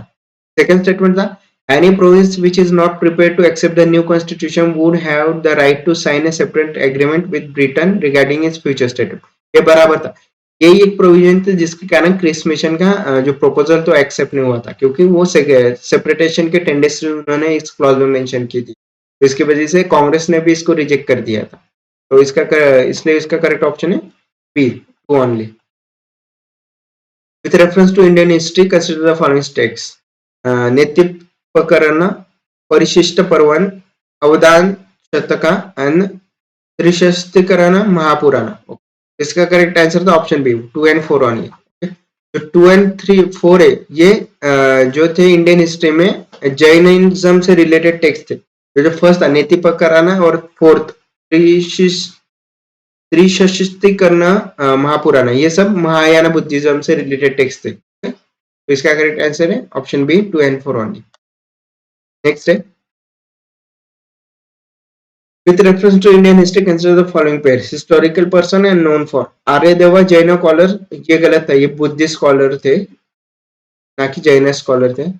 Second है दिगाना दिग्गनग, Buddhist scholar थे, ये बराबर था। और थर्ड था नाथ मुनि वैष्णव स्कॉलर, तो ये भी बराबर थे। तो इसका करेक्ट ऑप्शन था only 2 pairs are correctly match. Okay, ऐसे क्वेश्चन नहीं पता है ना तो लीव इट, क्योंकि देखिए पता है यूपीएससी ने ऐसे ज्यादा क्वेश्चन पूछने चालू कर दिए, लेकिन इसके वजह से क्या हुआ, फिर कट ऑफ भी कम आने लग गया, मतलब 75-80 के अराउंड ही कट ऑफ जा रहा है। उसके वजह से जिसको आपको 100% पता है पहले वो वही सॉल्व कीजिए, अदरवाइज छोड़ दीजिए ऐसे क्वेश्चन नहीं पता है। नेक्स्ट है, with reference to Indian history consider the following statement. The first Mongol invasion of India happened during the reign of Jalaluddin Khilji. तो ये गलत है। जलालुद्दीन खिलजी अराउंड 1296 के इसमें थे, और फर्स्ट इन्वेजन हुआ था अराउंड 1240 के इसमें। तो उस टाइम पे रजिया सुल्तान वगैरह वो उनके बाद में आए हुए रूलर्स थे, तो ये गलत था। सेकंड था, during the reign of Alauddin Khilji one of Mongol assault march up to Delhi and besieges the city. Okay, तो ये बराबर है। मंगोल्स का एक असॉल्ट आया था अलाउद्दीन खिलजी के टाइम पे, दिल्ली तक आया था, वो उसके बाहर ही रुक गए थे, फिर वो अलाउद्दीन खिलजी उनकी फौज लेके वगैरह वहां तक गए थे और उनको रोका था। ये सेकंड स्टेटमेंट बराबर है। थर्ड है, Muhammad bin Tughlaq temporary lost portions of north west of his kingdom to Mongols. ये गलत है। मोहम्मद बिन तुगलक ने एग्रेसिव पॉलिसी ली थी अगेंस्ट मंगोल्स के, उसने बहुत उनके साथ लड़ाई करके सिंधु रिवर थे उसके पीछे उनको ढकेल दिया था, और ये उनके बीच में एक बाउंड्री हुई थी। फिर मंगोल्स उस साइड में रहते तो तुगलक वगैरह इस साइड में, दिल्ली के साइड में। दिस स्टेटमेंट, जो थर्ड स्टेटमेंट है वो गलत है। क्या करेक्ट ऑप्शन है बी, 2 ओनली। नेक्स्ट है, with reference to Indian history who of the following were known as the Kulahdaran. Kulahdaran, तो इसका करेक्ट आंसर था सैयद। कुल्हादारन क्या था, एक ऐसा टोपी थी, मतलब जिसके ऐसे पॉइंटेड हेड रहता था, वो उनको जो सैयद थे उनको पहनने को बोलते थे। ड्यूटी क्या बोलते, उन्होंने करप्ट प्रैक्टिसेस थी, उन्होंने करप्शन किया था, तो उनको उनका जो प्रॉपर्टी था करप्शन से वो ले उनको मतलब उसको रखने दिया था, लेकिन उनको ये टोपी पहनने को बोला था क्योंकि ये उनका एक सिंबल रहता था कि भाई ये उन्होंने करप्शन वगैरह किया है करके, इसलिए ये कुल्हा धारण करके एक टोपी रहती थी उस टाइम में सैयद लोग पहनते थे। नेक्स्ट है with reference to Indian history, consider the following statement. The Dutch established their factories warehouses on the east coast of the lands granted by the Gajapati rulers. से गलत था। उस टाइम पे गंगा डायनेस्टी थी, उन्होंने उनको लैंड्स वगैरह दी थी, ना कि गजापति रूलर्स ने। स्टेटमेंट वन गलत था। Second, Alfonso de Albuquerque capture Goa from Bijapur sultanate, तो ये बराबर था। उन्होंने अराउंड 1510 के इसमें इसको कैप्चर किया था और उसको सेकंड कैपिटल भी बनाया था उनका, तो ये बराबर है। थर्ड है, the English East India Company established a factory at Madras on a plot of land leased from the respective of the Vijayanagara Empire, तो ये भी बराबर था। इसका करेक्ट ऑप्शन था option B 2 and 3 only. Next है, according to Kautilya Arthashastra which of the following are correct? A person could be a slave as a result of a judicial punishment, ये बराबर है। नेक्स्ट है, if a female slave bore her a master sun she was legally free, ये भी बराबर था, ये भी प्रोविजन अर्थशास्त्र में दिया हुआ था। और थर्ड है, if a son born to a female slave was a father by her master the son was entitled to the legal status of the master son, ये भी प्रोविजन उसमें दिया था। इसके correct option D 1 2 and 3। Generally जो ऐसे detail questions रहते हैं जिसमें कुछ पर्टिकुलर एंशिएंट हिस्ट्री के इसमें पूछा है या कुछ टेक्स्ट के बारे में उसका डिटेल में पूछा है, तो 90% प्रोबेबिलिटी रहती है कि वो स्टेटमेंट सबके सब बराबर रहते हैं। नेक्स्ट है, consider following statements. Tight monetary policy of US Federal Reserve could lead to captive flight, बराबर है। सेकंड है, कैपिटल फ्लाइट में increase the interest cost of firms with existing external commercial borrowings, तो ये भी स्टेटमेंट बराबर था। और थर्ड है, evolution of domestic currency decreases the currency risk associated with the ECB, ये गलत है। एक्सटर्नल कमर्शियल बोरोइंग क्या रहती है? जो डॉलर डिनोमिनेटेड बॉन्ड्स रहती है उसको पेमेंट हम हमारे रुपीज में करते हैं, तो जब भी हमारे रुपी का डिप्रिसिएशन होता है तो वो एक्सटर्नल कमर्शियल बोरोइंग के इसमें बहुत बढ़ जाता है और वो एक रिस्क रहता है, इसलिए हम ज्यादा एक्सटर्नल कमर्शियल बोरोइंग्स नहीं लेते। तो डिवैल्यूएशन जितना ज्यादा होगा रुपये का उतना फिर ज्यादा एक्सटर्नल कमर्शियल बोरोइंग का प्रेशर भी कंट्री पे आता है, तो इसका करेक्ट ऑप्शन था option A 1 and 2 only.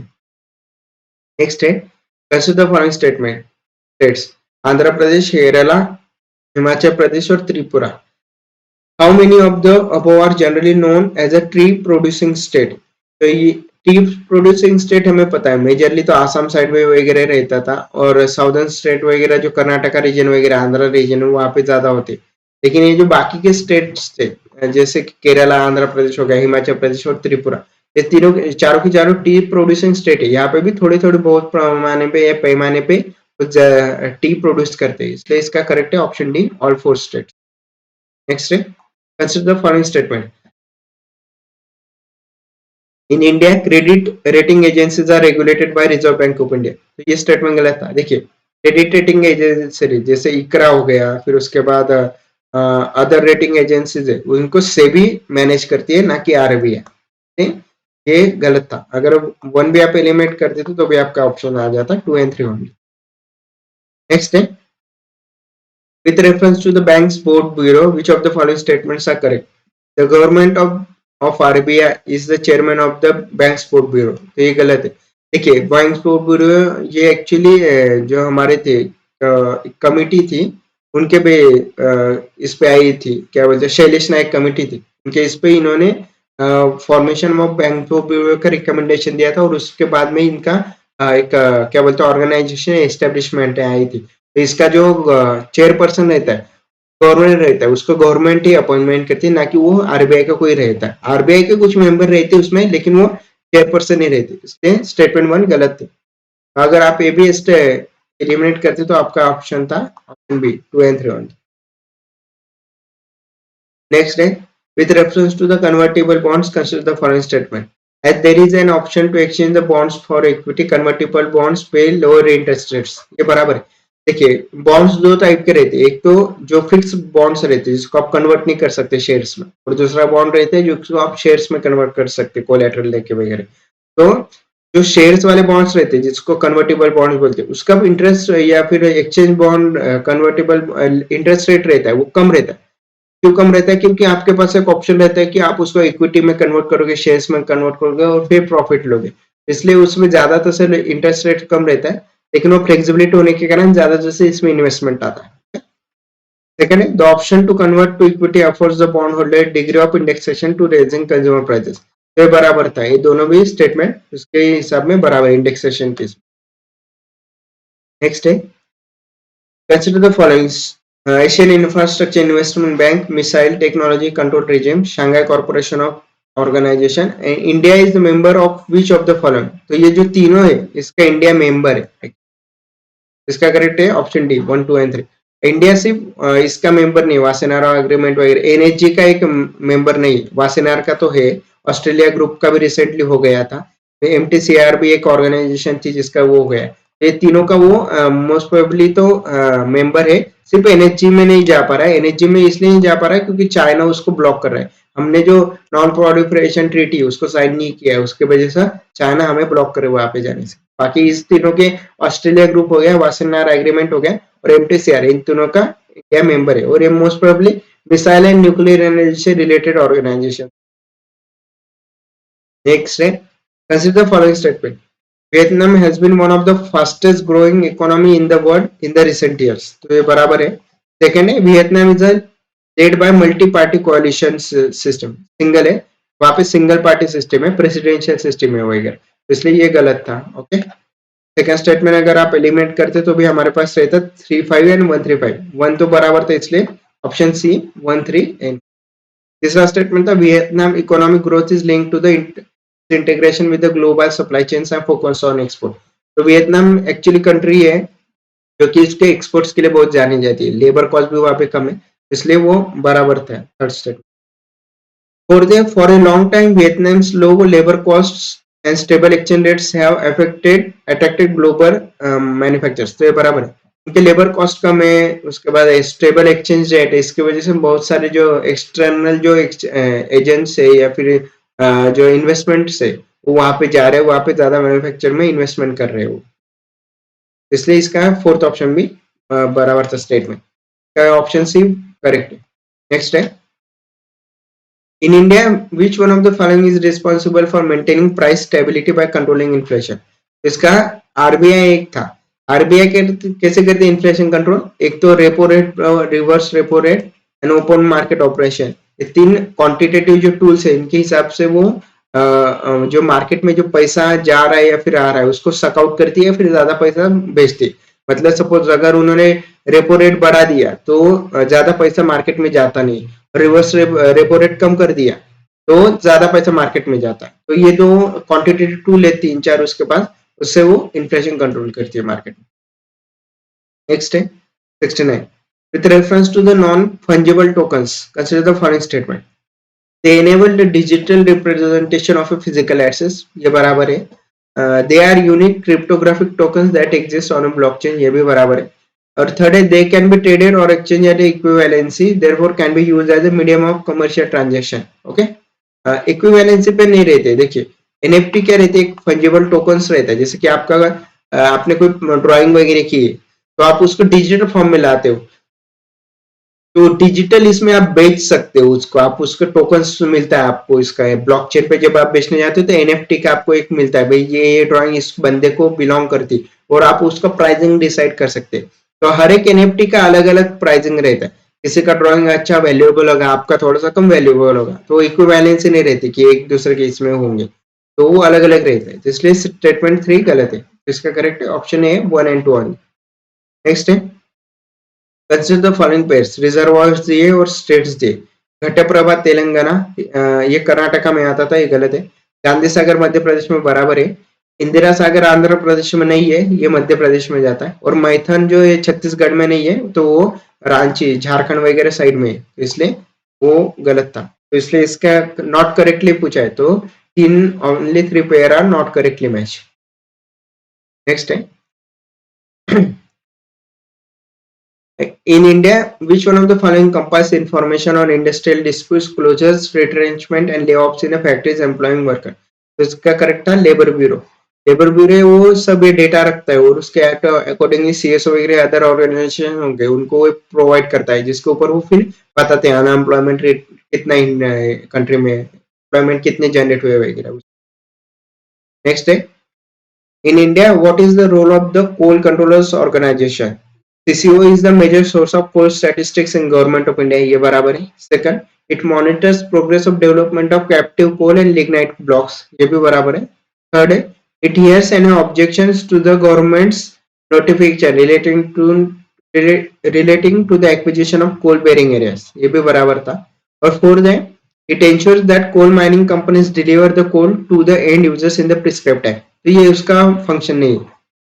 CCO एक गवर्नमेंट ऑर्गेनाइजेशन है जो कि कोल और लिग्नाइट का डिलीवरेंस उसका ऑप्शंस वगैरह करवाती है, उसका स्टैटिस्टिक्स रिपोर्ट भी देती है.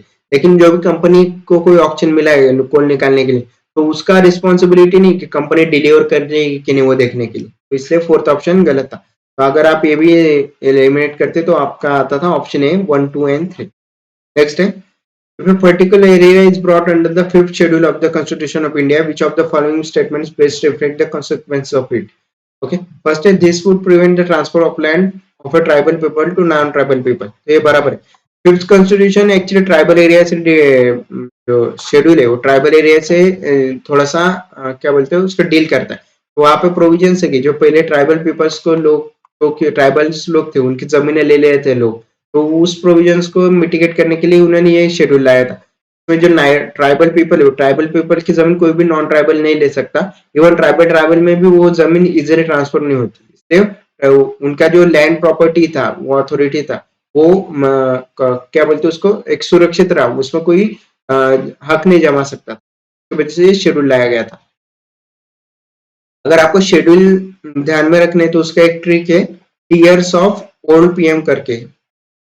इससे क्या करते हैं, आप सबके सब 12 शेड्यूल्स होंगे, वो सबके सब आप जान सकते हो या फिर ध्यान में रख सकते हो. कि मतलब पंचायत राज से आता है, एम मतलब म्यूनिसिपैलिटी से आता है, डी मतलब एंटी डिफेक्शन से लॉ से आता है, 10वां शेड्यूल है. ओके, टी मतलब टेरिटरी से आता है, ई मतलब एमोलमेंट्स हो गया, ए मतलब एफर्मेशन ऑफ ओथ्स हो गया, आर मतलब राज्यसभा के जो सीट्स वगैरह होंगे उससे आप रिलेटेड जो भी होगा वो सब उससे रिलेटेड सीट्स का रिलेटेड जो भी प्रोविजन है वो इसमें आते हैं.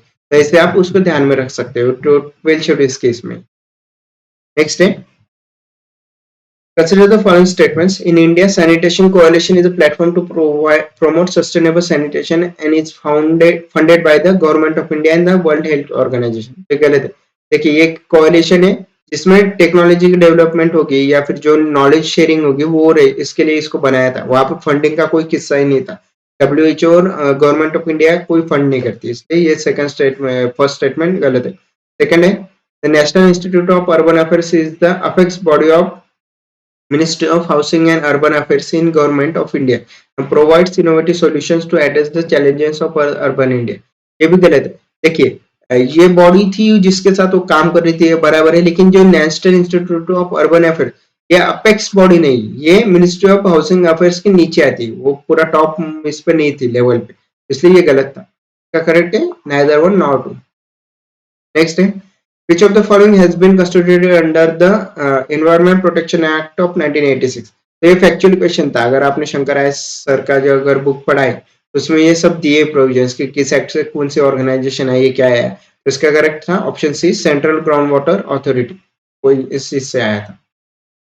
नेक्स्ट है, with reference to the United Nations Credentials Committee, consider the following statement. It is a committee set up by the United Nations Security Council and works under its supervision. Okay, तो ये देखिए ये गलत है. ये UNGA ने setup किया है, यूनाइटेड नेशन जनरल असेंबली ने सेपरेट मतलब कंस्टिट्यूट किया है, ना कि UNSC ने. ओके, तो फर्स्ट तो गलत था. सेकंड है, it's traditionally meets March June September every year, तो ये भी गलत था. वो एक्चुअली नवंबर में मिलती है, ना कि पूरे 3 इसमें मिलती है, इसलिए सेकंड स्टेटमेंट भी गलत था. तो थर्ड स्टेटमेंट ऑटोमेटिकली करेक्ट आ जाता है, एंड ए इसका आंसर है. नेक्स्ट है, which one of the following statement best describes the polar code. Polar code actually MARPOL convention था, उसके रिलेटेड में था, जो कि एक सी रिलेटेड कन्वेंशन है कि जो बाउंड्रीज वगैरह होंगी, सी वाटर टेरिटरीज कैसे डिफाइन की जाएगी, उसके रिलेटेड था. और पोलर कोड है international code for safety of the ships operating in the polar waters के लिए रिलेटेड था, ऑप्शन ए। तो यूएन क्लॉज भी एक है, United Nation clause on the seas वगैरह, तो उसके रिलेटेड भी ये था, रिलेटेड था। नेक्स्ट है, with reference to the United Nations General Assembly, consider the following statements. United Nations General Assembly can grant observer status to the non-member states, ये बराबर है। Second statement है, intergovernmental organizations can seek observer status in the United Nations General Assembly, ये भी बराबर है। और third है, permanent observers in the United Nations General Assembly can maintain missions at the United Nations headquarters, ये भी बराबर है। तो ये तीनों भी प्रोविजंस उनके चार्टर एक्ट में दी गई है डिटेल में। नेक्स्ट है, with reference to the tea board in India, consider the following statements. The tea board is a statutory body, ये बराबर था। देखिए, जो भी बॉडी का कोई कहीं पे कॉन्स्टिट्यूशन में मेंशन नहीं है उसको स्टैट्यूटरी बॉडी बोलते हैं। स्टैट्यूटरी बॉडी एक्चुअली एक एक्ट के इससे आती है, जैसे कि हमारे ह्यूमन राइट कमीशन एक्ट है, एनएचआरसी जो आई है बॉडी, वो इस एक्ट से आई है, तो इसलिए ये स्टैट्यूटरी बॉडी होगी, ना कि कॉन्स्टिट्यूशनल बॉडी। हमारी कॉन्स्टिट्यूशनल बॉडी कौन सी, इलेक्शन कमीशन है, फाइनेंस कमीशन है। क्यों है, क्योंकि इसका मेंशन है आर्टिकल्स में। आर्टिकल 280 से फाइनेंस कमीशन आता है, आर्टिकल 324 से इलेक्शन कमीशन आता है, इसलिए हम इसको कॉन्स्टिट्यूशनल बॉडीज बोलते हैं। ओके, इसलिए टी बोर्ड है स्टैट्यूटरी बॉडी है, ये बराबर है।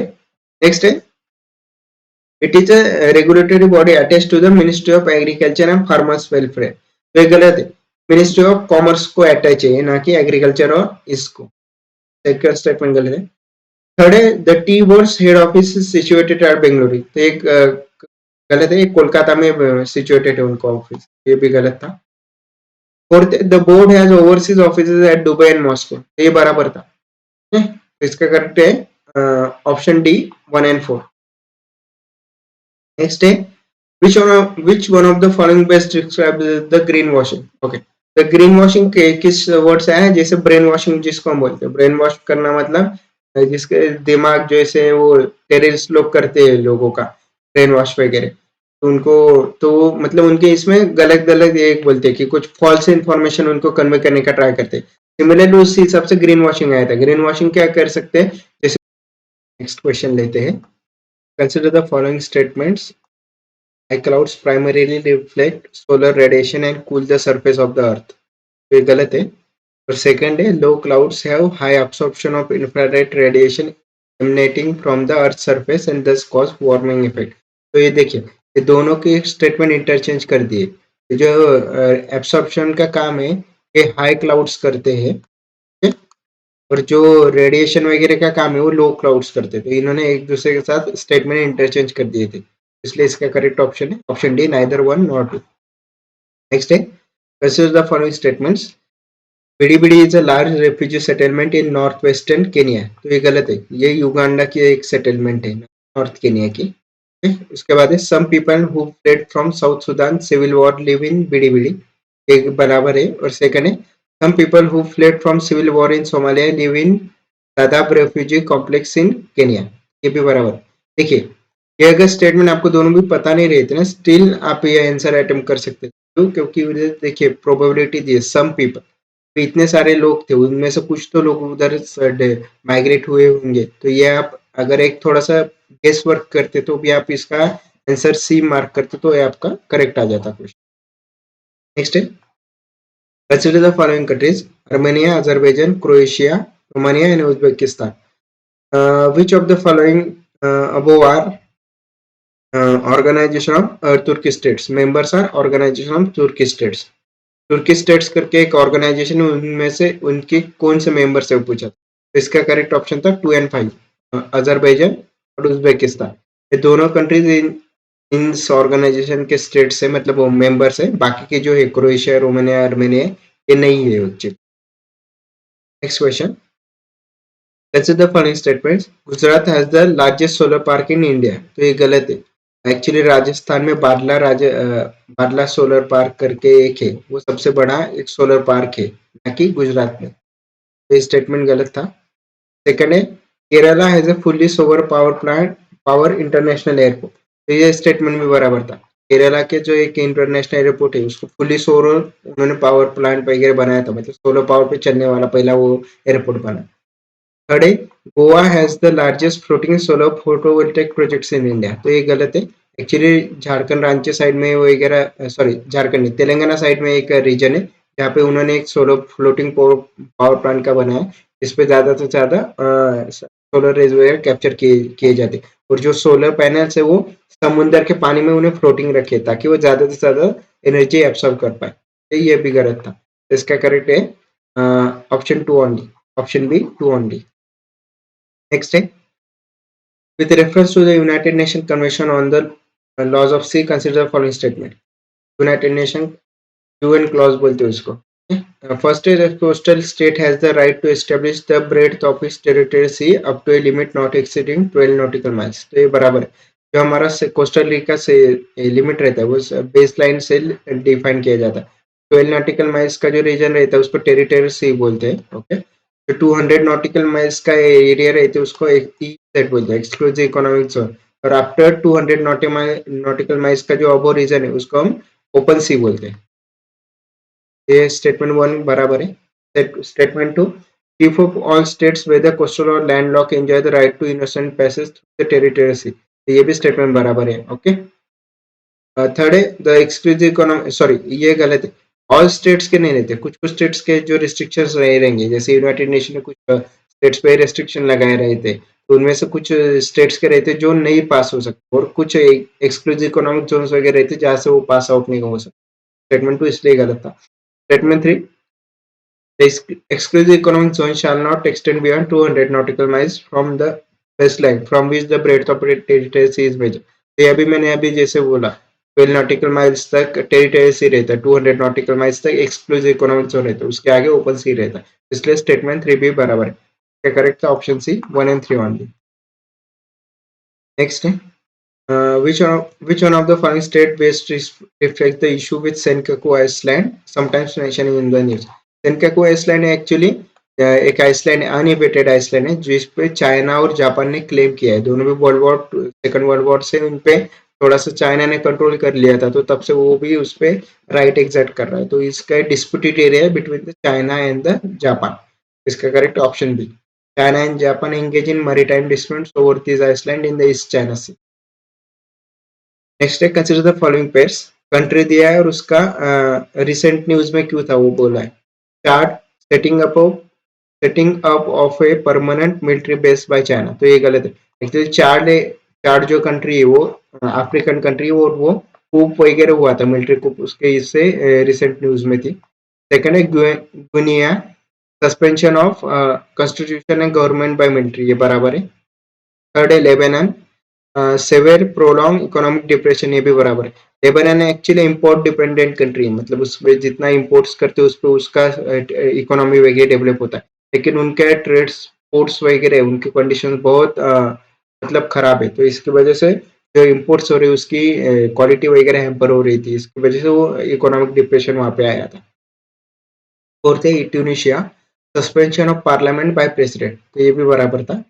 रिसेंटली जो प्रेसिडेंट है वहां के, उन्होंने पार्लियामेंट सस्पेंड कर दी थी ट्यूनिशिया, इसलिए वो रिसेंट न्यूज में था। तो इसका correct option C, only 3 pairs. Next है, consider the following pairs, region often mention in the news and country. Anatolia Turkey का एरिया है, ये बराबर है। अम्हारा इथियोपिया का एरिया है, ये भी बराबर है। कैटलोनिया ये जो है लास्ट का, ये स्पेन का एरिया है ना कि इटली का, तो ये गलत था। और जो काबो डेलागोड ये जो है ये मोजाम्बिक का एरिया है ना कि स्पेन का, तो ये भी गलत मैच हुआ, इसलिए इसका करेक्ट ऑप्शन था ऑप्शन बी, ओनली 2 पेयर्स। तो ऐसे क्वेश्चंस पता है तो अटेम्प्ट करो, अदरवाइज लीव इट। उसके बाद है, with reference to Indian laws about wildlife protection, consider the following statements। wildlife are animals are the sole property of the government, तो ये गलत है। जिनको प्रोटेक्शन दिया है वो जो जो प्रोटेक्टेड कस्टडी में उनके, वही उनकी सोल प्रॉपर्टी है, ना कि सबके सब, इसलिए स्टेटमेंट वन गलत है। Statement 2, when a wild animal is declared protected, such animal is entitled for equal protection whether it is found in protected areas or outside। तो ये स्टेटमेंट बराबर था। और उसके बाद apprehension of a protected wild animal becoming a danger to a human life is sufficient ground for its capture or killing। तो ये गलत था। अब वाइल्ड लाइफ चीफ वार्डन जो रहता है वो डिक्लेयर करता है कि कौन से कॉजेस में या कौन से केसेस में आप उसको एनिमल को मार सकते हो, फिर भी स्टेट और उसके सेंट्रल के रूल्स है उसके अकॉर्डिंगली होना चाहिए, उसमें बहुत सारे क्लॉजेस वगैरह। तो ये सिर्फ एक पर्टिकुलर नहीं रहता, उसको बहुत उसको डिटेल में जाके वो फिर डिसीजन रहता है whether it is advisable to kill an animal और नॉट। स्टेटमेंट 3 भी गलत था, इसका correct option B 2 only. Next है, certain species of which one of the following organisms are well known as a cultivator of fungi। Fungi को कौन cultivate करता है, कौन से ऑर्गेनिजम्स कल्टीवेट करते हैं? तो आंट रहती है, जो चींटी रहती है, वो फंगाई की बहुत सारी स्पेसीज रहती है जो उनमें कल्टीवेट करती है ताकि उनको प्रोटेक्शन में आ जाए या फिर को उसका खाना एज अ फूड वगैरह रिसोर्सेस में भी यूटिलाइज करती है। करेक्ट ऑप्शन था ऑप्शन ए। उसके बाद next question 91, consider the following pairs: sites of Ashoka's major rock edict and location in which state of कहाँ पे वो लोकेटेड है, ऐसा पूछा है। तो फर्स्ट है धौली, जो उड़ीसा में, ये पता है, ये फेमस था क्योंकि वहाँ पे रॉक एलिफेंट वगैरह भी स्कल्पचर फाउंड आउट हुआ है। ठीक, ये बहुत फेमस। सेकंड है एरागुडी, आंध्र प्रदेश में, ये भी बराबर है, ये बुद्धिस्ट रॉक एडिक्ट वगैरह है, वहाँ पे उसके अशोका के भी मिलते हैं, तो ये भी बराबर था। थर्ड है चौगाड़ा, मध्य प्रदेश, तो ये गलत है। देवगढ़ एक्चुअली वेस्ट बंगाल के इसमें आता है, ना कि मध्य प्रदेश में। और फोर्थ है कालसी, जो कर्नाटका में दिया है, तो ये भी गलत है। कालसी एक्चुअली उत्तराखंड और हिमाचल प्रदेश के लोअर साइड एरियाज में आता है, यहाँ पे वो लोकेटेड, इसलिए इसके करेक्ट ऑप्शन था option B, only 2 pairs are correct. Next है, such is the following pairs, kings दिए और कौन से डायनेस्टी को बिलोंग करते हुए दिया था? नानू का किंग है चंदेला डायनेस्टी का, वो बराबर था। ओके, जय शक्ति परमारा का था, जय शक्ति एक्चुअली परमारा का नहीं, चंदेली का था, चंदेला डायनेस्टी का ही वो रूलर था, ना कि परमारा का, इसलिए सेकंड स्टेटमेंट गलत था। थर्ड है नागभट्ट टू गुर्जरा प्रतिहारा, तो ये भी एक्चुअली बराबर है। ये नागभट्टा टू जो रूलर था वो गुर्जर प्रतिहार, जो गुजरात रीजन का एरिया था, वहां पे वो रूल करते थे। ये मेजरली ये जो किंग्स वगैरह थे वो ट्रिपार्टाइट स्ट्रगल से दिए, ट्रिपार्टाइट स्ट्रगल गुर्जर प्रतिहारा वगैरह उनके बीच में हुआ था, कन्नौज के इसमें रीजन में जो थे उनके इसमें हुआ था। ओके, तो ये बराबर है। और फोर्थ है भोज राष्ट्रकूटा, तो ये गलत है, भोज एक्चुअली गुर्जर प्रतिहारा के रूलर था, ये वो उसके रिलेटेड था, इसलिए इसका correct option B, only 2 pairs are correct. Next है, which one of the following statements about Sangam literature in ancient South India is correct? Sangam poems are devoid of any reference to material culture, तो ये गलत है। संगम literature में बहुत chapters ऐसे दिए कि जो मटेरियल कल्चर से रिलेटेड है, वहां पे उन्होंने दिया कौन सा पोजीशन वो मतलब एक्चुअली वो लीगलाइज माना जाता है और not, that is what they are mention in that culture. Second है the social classification of varna was known to Sangam poets, तो ये बराबर है, सोशल क्लासिफिकेशन था, जैसे आर्टिशियन हो गए, मर्चेंट्स वगैरह वगैरह, और on the basis of employment history वगैरह उस पर भी था, और सोशल क्लासिफिकेशन स्ट्रेटिफिकेशन कैसा था वो भी मेंशन किया है संगम लिटरेचर में, इसलिए 93 का ऑप्शन है ऑप्शन बी। नेक्स्ट है, योग Vashishtha was translated into Persian by Nizamuddin Panipati during the reign of, तो देखिए योग वशिष्ठ ये एक्चुअली नाम से ही पता चलता था कि कोई हिंदू टेक्स्ट है जिसमें स्क्रिप्चर्स वगैरह होगा, तो ट्रांसलेशन पर्शियन में किसने किया था वो पूछा था। तो हुमायूं वगैरह वो नहीं थे, क्योंकि हुमायूं तो मोस्टली उनके जो 19 सॉरी 1730 से अराउंड 1750 18 सॉरी 1830 से 1850 के अराउंड, तो वो तो घूम ही रहे थे, यहाँ हुआ भटक रहे थे, तो वो नहीं था। शाहजहां का इतना रूल था, लेकिन वो मतलब इतने क्या बोलते हैं लिबरल वगैरह टाइप में नहीं थे, आर्किटेक्चर के इसमें उनका नाम बहुत लिया जाता है, तो वो उसके इसमें थे। औरंगजेब तो बहुत फैनेटिकल मुस्लिम था, वो मतलब अगेंस्ट में था, तो कोई स्क्रिप्चर्स वगैरह उन्होंने ट्रांसलेट नहीं किए थे, तो ये भी गलत था। अकबर के इसमें आप बोल सकते हैं, क्योंकि अकबर ने बहुत सारे वो थोड़ा रिलीजियस लीडर थे, लिबरल भी थे, तो इसलिए उन्होंने वो एक ट्रांसलेट किया था निजामुद्दीन पानीपती से, लोगो विशिष्ट करके एक था। इन्होंने सुले कुल नाम का एक उनका खुद का रिलीजन भी निकाला था, जिसमें सब जो बाकी के रिलीजन्स है उनके जो बेनिफिट है, अच्छे अच्छे चीजें थी, वो उनमें कंबाइन करके ये रिलीजन निकाला था। और Birbal was the only person who has accepted that religion. का तो 94 का ऑप्शन ए अकबर। नेक्स्ट है, the world second tallest statue in sitting pose of Ramanuja was inaugurated by the Prime Minister of India at Hyderabad recently. Which one of the following statements correctly represent the teachings of Ramanuja? रामानुजाय के अद्वैता वगैरह philosophy से, विशिष्ट अद्वैत वगैरह उस philosophy से related थे। उनका first था कि the best means of solvation was devotion. ये उनका फिलोसॉफिकल उन्होंने बताया था कि भाई डिवोशन जितना दोगे भगवान की तरफ तो उतना ज्यादा साल्वेशन उनका चांसेस बढ़ जाते। तो ये उनका टीचिंग। नेक्स्ट है, the prime minister recently inaugurated new circuit house near Somnath temple at Veraval. Which of the following statements are correct regarding Somnath temple? Okay. Somnath temple is one of the Jyotiranga shrines. ये बराबर है। Next second, description of Somnath temple was given by Alberuni. ये भी बराबर है। और third है, प्रांत प्रतिष्ठा of Somnath temple, installation of present day temple was done by president S Radhakrishnan. तो ये गलत है, ये एक्चुअली राजेंद्र प्रसाद थे, वो उसी टाइम पे हो गया था। तो इसलिए ये थर्ड स्टेटमेंट गलत है। ये क्या आप एलिमिनेट करते तो ऑप्शन आपको मिल जाते 1 and 2। अल्बेरुनु अराउंड 10 to 11 सेंचुरी के इसमें आए थे। तो उन्होंने उस टेम्पल का भी उन्होंने डिस्क्रिप्शन किया उनके टर्की के इन उनका ये था, तो उसमें उन्होंने ये किया था। नेक्स्ट है, which of the following statements best describe the role of B cells and T cells in the human body? जिसको बीटा सेल्स और टी सेल्स बोलते हैं, ये मेजरली रिलेटेड रहते हैं हमारे ह्यूमैनिटी से। ज्यादा ये रहते हैं ह्यूमैनिटी हमारा उतना ही रहता है। व्हाइट ब्लड सेल्स के सब कंपोनेंट है, इसको बोलते हैं। They are protect body from diseases caused by the pathogens. D option is correct. के बाद है, consider the following statements other than those made by humans nano particles do not exist in nature। तो ये गलत है। Nano particles freely भी nature में found out होते हैं, जितने माइंस वगैरह होंगे, एटमॉस्फेयर के अपर लेयर्स में होंगे, स्पेस में वगैरह होंगे, तो वहां पे भी वो फाउंड आउट होते हैं। तो सिर्फ ह्यूमन मेड में नहीं रहते, मेड में जो ह्यूमन मेड रहते सिर्फ उससे वो एग्जिस्ट नहीं करते, तो नेचुरली वो एग्जिस्ट करते। स्टेटमेंट 1 तो गलत था। Statement 2, nano particles of some metallic oxides are used in manufacture of some cosmetics. तो ये बराबर था। नैनो पार्टिकल्स कुछ कुछ कॉस्मेटिक्स बनाने के लिए भी यूटिलाइज होते हैं, जो कि अभी रिसेंट एडवांस टेक्नोलॉजी है। और थर्ड है, nano particles of some commercial products which enter the environment are unsafe for humans. तो ये भी बराबर है। इसका करेक्ट ऑप्शन डी 2 and 3।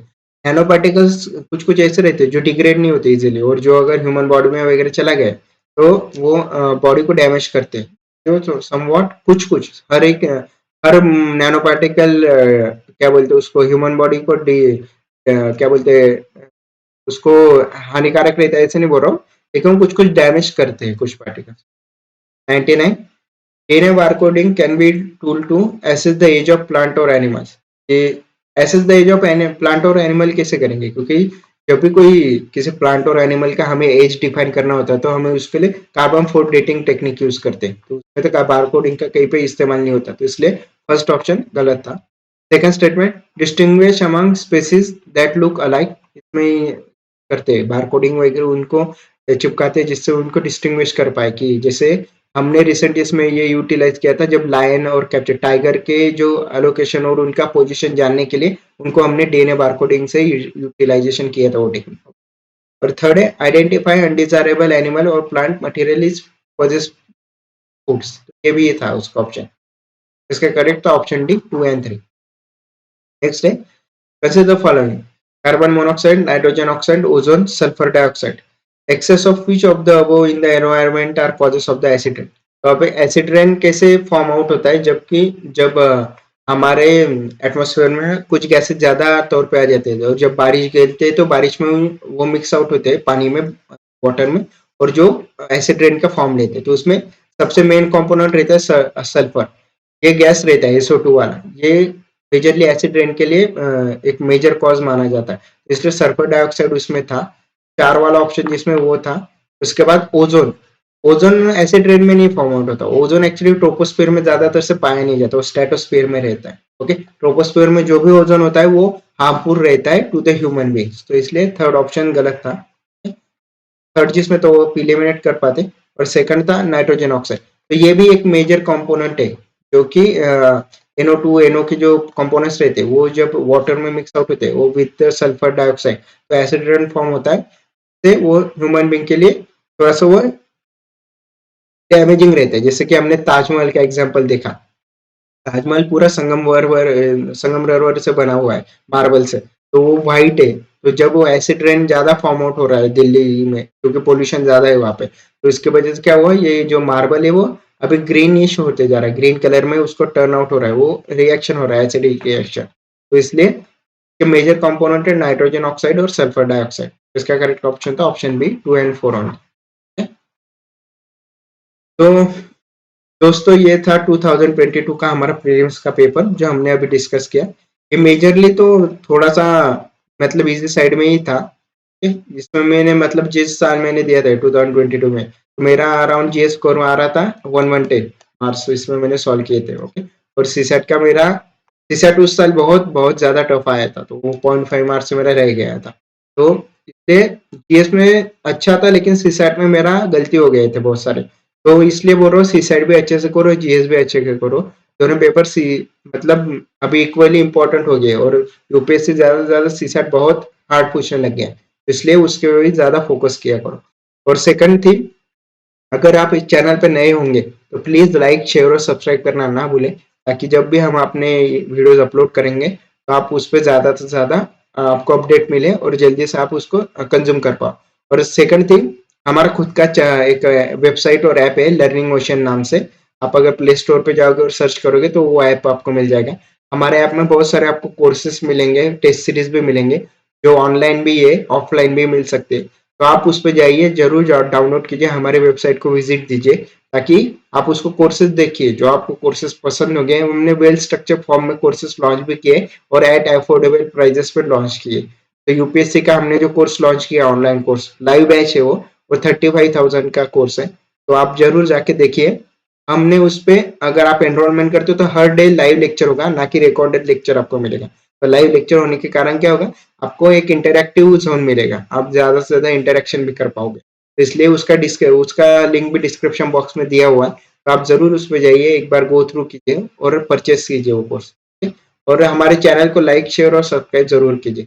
तो मिलते हैं तब तक के लिए नेक्स्ट वीडियो। तो थैंक यू।